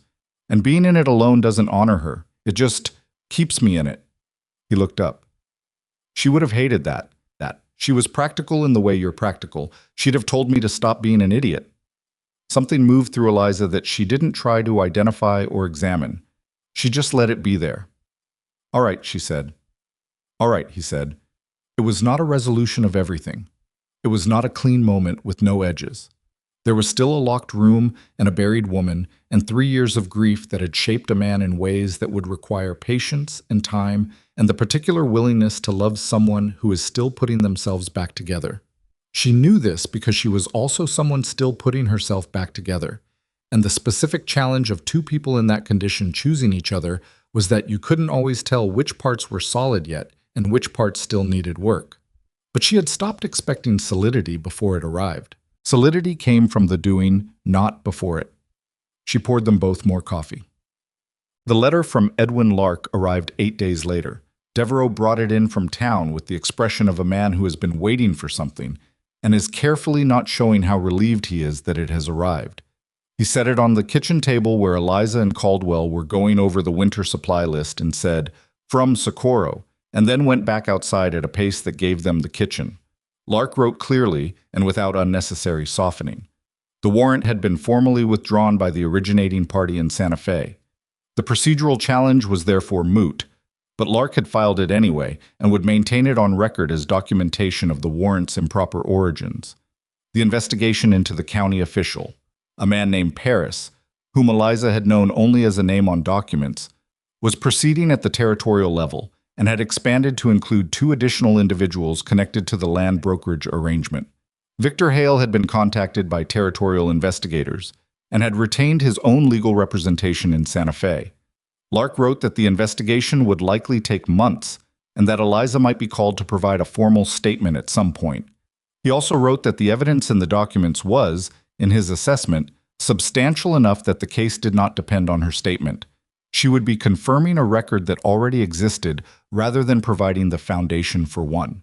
He advised her to keep copies of everything and to contact him immediately if she was approached by anyone representing Hale or the investigation without official legal process. The last paragraph was short. He wrote that in 20 years of territorial law, he had rarely seen a case where a private individual had assembled and preserved documentary evidence with the thoroughness and foresight that Mrs. Whitmore had demonstrated. He wrote this not as flattery, but as a professional observation relevant to the outcome. Eliza read this paragraph twice. Caldwell read the whole letter and then set it on the table. He looked at it for a moment. "It's over," he said. "The warrant part," she said. "Yes." "The rest is going to take care of itself." "With Lark watching it, yes." He picked up the supply list. "We need to get the winter order in before the end of the month." She almost laughed. She didn't, quite. "Yes," she said. "We do." They went back to the supply list. This was, she would think later, the moment she understood that staying was real. Not the morning on the porch with the rifle, not the conversation in the kitchen. The supply list, the winter order. 2 people sitting at a table talking about salt and dried goods, and whether they needed a new sack of flour or whether the current one would last to January. The ordinary future spreading out ahead of them. Well, she told the children that evening. Not all of it in complex detail. She calibrated to each of them, as she always did. She told them the warrant was gone, that the man from Santa Fe would not be coming back, that the trouble was past. She told them they were staying. Noah took this information with the equanimity of a child who had already decided they were staying and considered the official confirmation a formality. He nodded and went back to his carved horse. Lydia sat with it for a moment. Her face went through something quiet and significant, something that Eliza recognized as the expression of a person who has been holding hope back from themselves as a form of protection and is now, cautiously, letting some of it come forward. "Really staying," Lydia said. "Really staying," Eliza said. Lydia nodded. She looked down at the mending in her lap. "Good," she said. Just that. Marcus was different. Marcus looked at his mother for a long moment and said, "What does that mean, staying exactly?" It was the right question. It was always Marcus who asked the right question. "It means this is home," she said. "It means we're going to plant the garden in the spring and see what it grows." He turned this over. "And Mr. Voss? What about him? Is he part of the staying?" She looked at her son, 10 years old with a mind that went straight to the center of things without apology. "Yes," she said. Marcus considered this with the seriousness it deserved. Then he said, "He taught me how to read fence post rot yesterday. Which posts are just surface rot and which ones go all the way through." "I heard," she said. "He said I had a good eye for it." Marcus looked at his hands. "He doesn't say things like that unless he means them. Devereaux told me that." "No," she said. "He doesn't." Her son looked up. "Okay," he said, as if that resolved it, as if the fence post assessment was the information he'd needed. She supposed, in the way Marcus understood the world, it was. Caldwell unlocked the room at the end of the hall on a Sunday morning in early December. Eliza didn't ask him to. She didn't know he was going to do it until she heard the key in the lock, a distinct sound in the Sunday morning quiet of the house, and then heard the door open. She stayed in the kitchen. She heard him in the room for a while, moving slowly. The sound of a window being opened, fresh air, the first in a long time. A long silence, then the window being closed again. His boots on the floorboards. The door left open. He came into the kitchen and sat down at the table. He looked like a man who had just set something down that he had been carrying for a long time and was checking to see whether he could stand up straight. She put coffee in front of him and sat across from him. He said, "There's a good sewing room in there, proper light from the south window." He was looking at the table. "Lydia could use it." She looked at him. "She's got her mending spread all over the back room," he said. "Not a complaint. She should have a proper space." Caldwell, she said. I'm all right, he said. He said it the way people say it when they are in fact all right, but want to be clear that it took something to get there. She'd have liked Lydia, he said. She liked people who did things with their hands and didn't make a fuss about it. Eliza let that sit for a moment. I'll ask Lydia, she said. She'll probably want to clean it herself. She's particular about spaces. The corner of his mouth moved. I noticed. She gets that honestly, Eliza said. He looked up. The expression on his face was the underneath one, the one she had been learning over 6 weeks, the one that lived below the default steadiness, and showed itself only when he had stopped managing the distance. I want to do this right, he said. Whatever this is, I want to take the time to do it right. So do I, she said. That means... He stopped. Tried again. I'm not a man who changes fast, and I don't want to rush the children into something they haven't had time to settle into. The children, she said, are considerably further ahead of this than you are. He looked at her. Noah decided you were family approximately 12 days ago, she said. Marcus is following your lead on fence management and considers that a form of formal adoption. Lydia, she paused. Lydia is 13. She's being careful because she's been hurt before. But she watches how you treat people, and she's been watching for 6 weeks, and she trusts what she's seen. He absorbed this. And you, he said. I don't rush, she said, but I also don't require a slow start to something I've already decided. She held his gaze. I'm here. I'm staying. The rest we can work out as it comes. He nodded once. He picked up his coffee. He drank it. It was, by any accounting, one of the least romantic conversations that two people had ever had about beginning a life together. No declarations, no gestures, no moment of particular beauty. Just two imperfect people at a kitchen table in a ranch house in New Mexico territory, being direct with each other because they were both too old and too tired of the other kind. It was exactly right. December brought cold that had real teeth to it, and the work of the ranch shifted into its winter shape. Shorter days, heavier layers, the specific satisfaction of a well-stocked pantry when the wind came through the valley with its serious intentions. Eliza had learned the winter rhythms by watching and asking and occasionally guessing wrong, which was how she had learned most things in her life. The first time she underestimated how quickly the water could freeze in the outside barrel. She heard about it from Devereaux, in the tone of a man who was not angry but was making sure she understood the practical stakes. She filed it and did not make the same mistake again. Lydia moved her mending into Margaret's sewing room. She did it quietly, on a Tuesday, while Eliza was making bread. She cleaned the room first, thoroughly, with the particular attentiveness she brought to spaces she was claiming, and then she brought her basket and her thread and her careful, competent hands in and set up at the table beneath the south window. She didn't say anything about it to anyone. She simply used the room. By the end of the week, it smelled like Lydia instead of disuse, and that was that. Caldwell noticed. He didn't say anything either. But one morning, Eliza found that someone had put a better oil lamp on the table in the sewing room, the kind with a wider pool of light, the kind that was easier on the eyes for fine work. She mentioned this to Lydia. Lydia looked at the lamp. She said, in a tone that contained considerably more than the word itself. She went back to her mending. A letter arrived from Harlan Briggs the week before Christmas. It was brief and characteristic.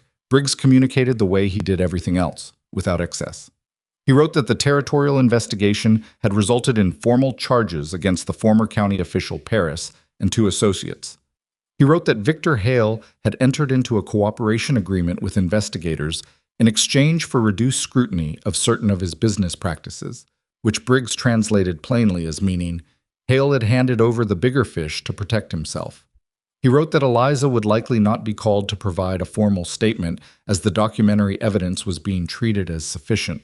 He wrote, at the end, that it had been his experience that people who built things honestly usually came out the other side of trouble with those things intact, and that he was glad this appeared to be the case here. Eliza read this letter 3 times. Then she folded it and put it in the small box she kept at the back of the shelf in the kitchen, where she kept things that needed to be kept. The oilskin packet was gone. Lark had it now, in an office in Socorro, doing the work it had been meant to do since the night she had tucked it into the lining of her bag in a room in Santa Fe and walked out into the dark. She closed the box. She stood in the kitchen for a moment and understood that it was over. Not the living. The living was just beginning, but the running, the hiding, the weight of 4 months of fear and constant calculation, and the particular loneliness of being pursued without anyone to stand beside you. Done. She had learned something about fear over the past 6 weeks, something she had known intellectually before, but now knew in the deeper place where understanding actually lived. Fear was not the enemy. Fear was information. It told you where the danger was. It kept you moving when movement was the right choice. The problem was when fear became the whole vocabulary, when it was the only thing she listened to, when it told her to keep one foot out of everything because investing fully meant losing fully. She had lost fully before. Her husband, her home, her sense of where she belonged in the world. She had lost it all at once, and the fear had moved in and made itself comfortable in the space the losses left behind.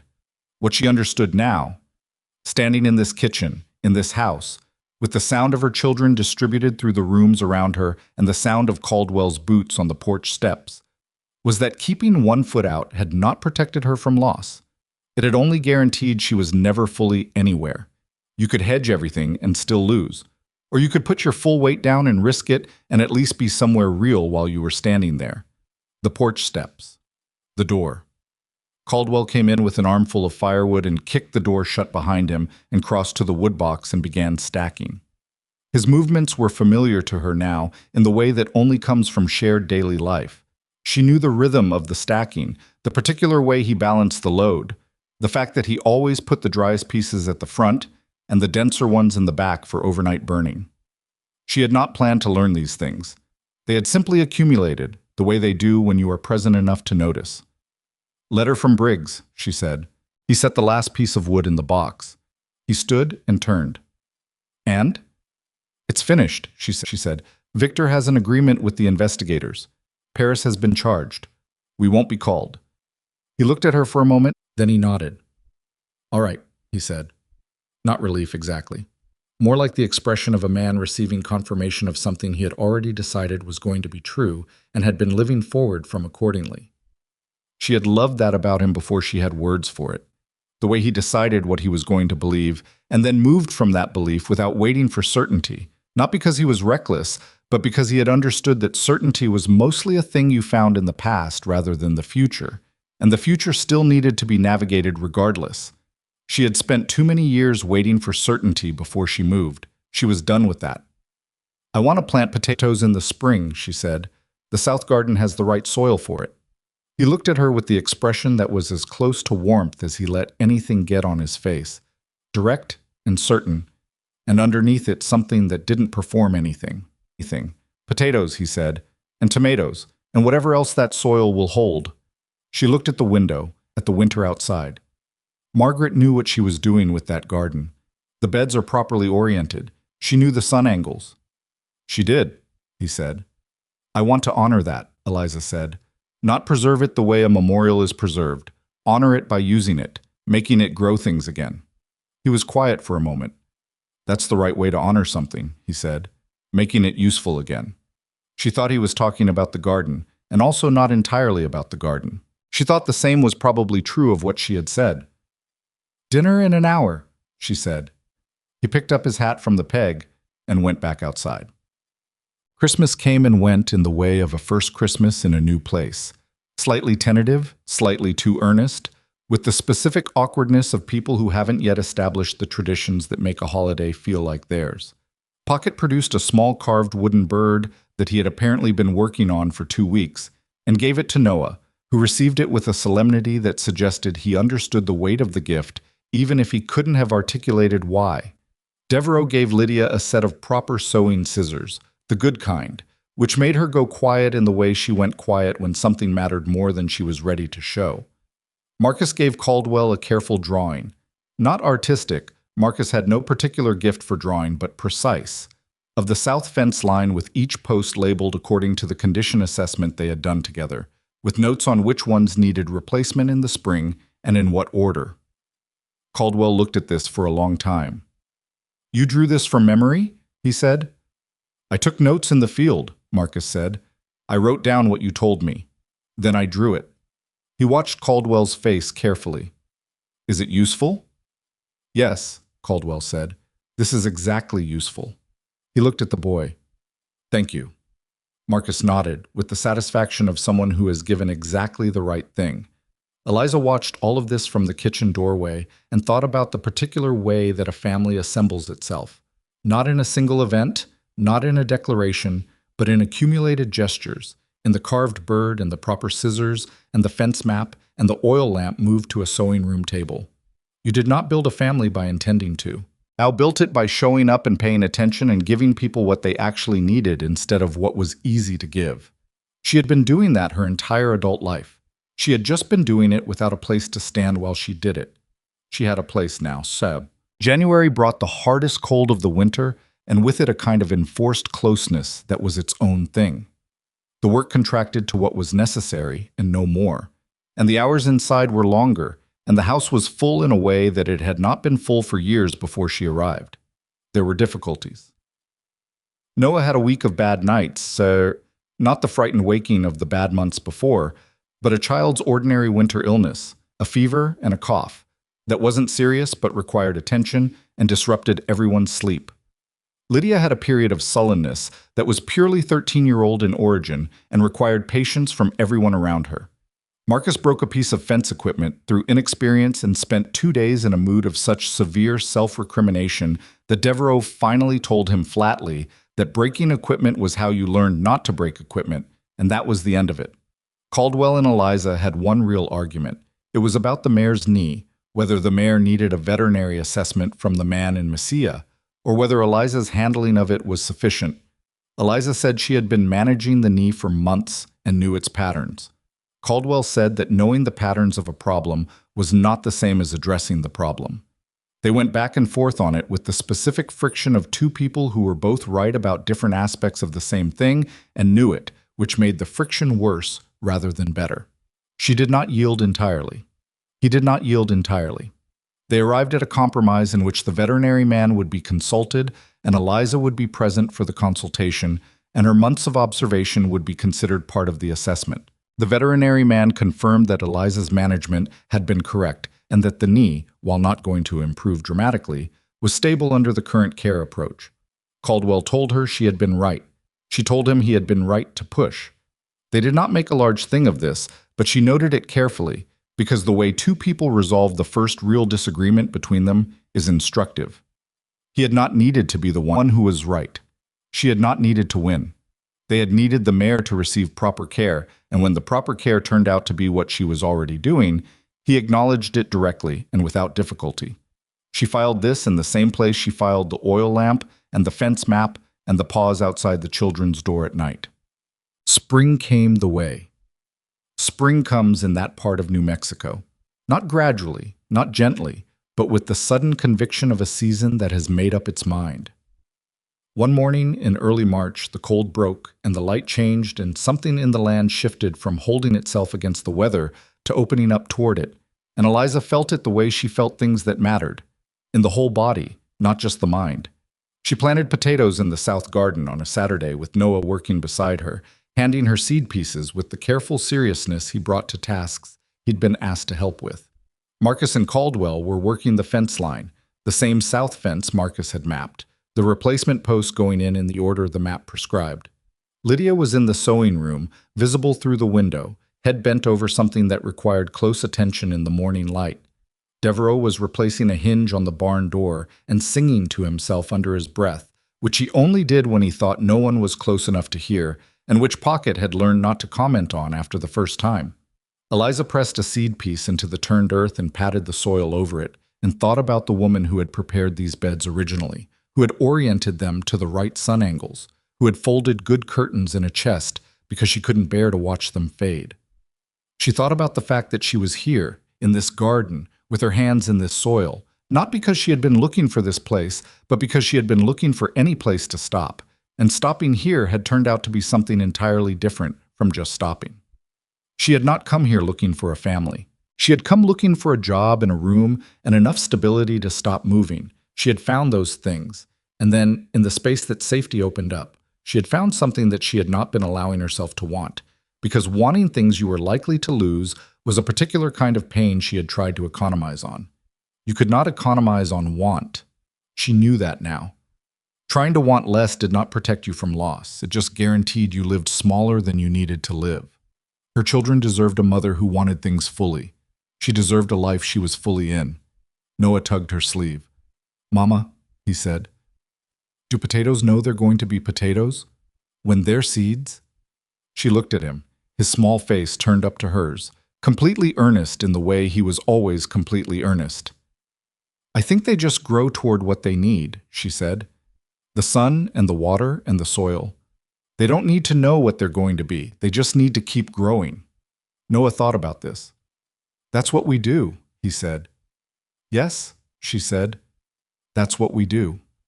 He handed her another seed piece, and she planted it, and the sun moved in its arc over the south garden, and down the fence line she could hear Caldwell and Marcus talking.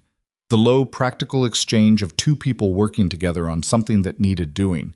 And inside the house, Lydia was singing something quietly to herself in the sewing room, some song she'd heard somewhere and taken apart and put back together in her own rhythm, the way she did with everything. The garden filled row by row.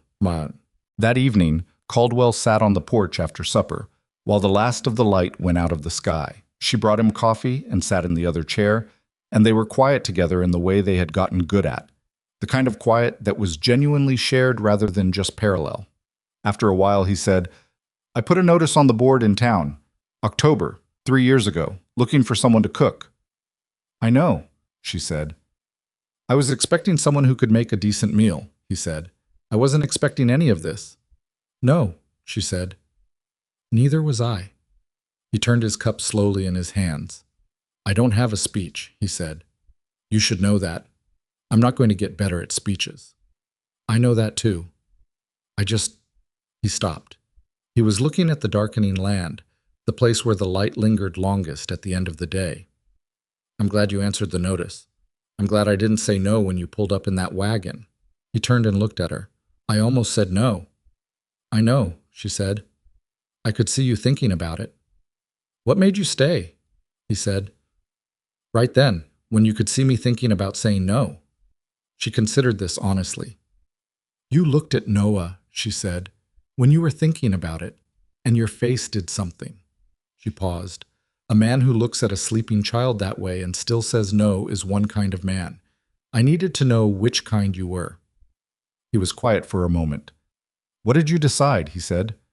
"I decided to give it a week," she said. "And see?" He turned back to the land. "I'm glad you gave it a week," he said. The darkness came on slowly the way it came on in that place. Not abrupt, just gradual, the stars appearing one at a time as if they were choosing their moment. The land went from visible to suggested to simply present in the dark, large and real, and indifferent in the way that indifference, when it is vast enough, becomes something closer to peace. There was nothing resolved about them. They were two damaged, practical, imperfect people who had found each other at the far edge of their individual limits and decided, each in their own way and in their own time, that the other one was worth the risk of full investment. They would disagree again. They would have hard weeks. The children would grow and change and require things that neither of them had anticipated, and some of those things would be beyond either of them to give without effort. None of that was different from what life was. Life was not a thing that resolved. It was a thing you moved through, and the question was never whether it was going to be difficult, but whether you were moving through it with people worth the difficulty. She had 3 children who had survived the unsurvivable and come out the other side with their essential selves intact. She had a man beside her who had been alone in his grief for 3 years and had chosen to come back from it. She had a garden planted and a fence line mapped and a sewing room that smelled like Lydia and a small boy who had decided that potatoes were a form of philosophy. She had a home. Not the kind of home she had tried to build before, the kind she had constructed carefully around the edges of other people's lives, always a little outside the center of things, always holding back some portion of herself as a reserve against loss. This kind was different. This kind had her full weight in it. This kind she had walked into with everything she had and put it all down and said, "Here, this is where I am. This is where I stay." She drank her coffee. The stars came out one by one over the New Mexico dark. Somewhere in the house, Noah laughed at something. That particular laugh of a child, who has been told something delightful and is giving back the full delight of it. And the sound came through the window and out into the evening air and dissolved into the size of everything around them.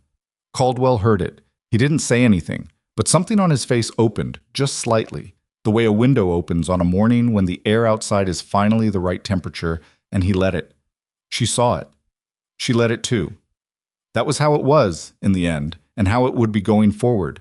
Not perfect, not smooth, not the story anyone tells when they want something simple and resolved. Just two people who had been through their separate hard things, sitting on a porch in the dark, listening to a child laugh inside a house that was finally and fully and without reservation home.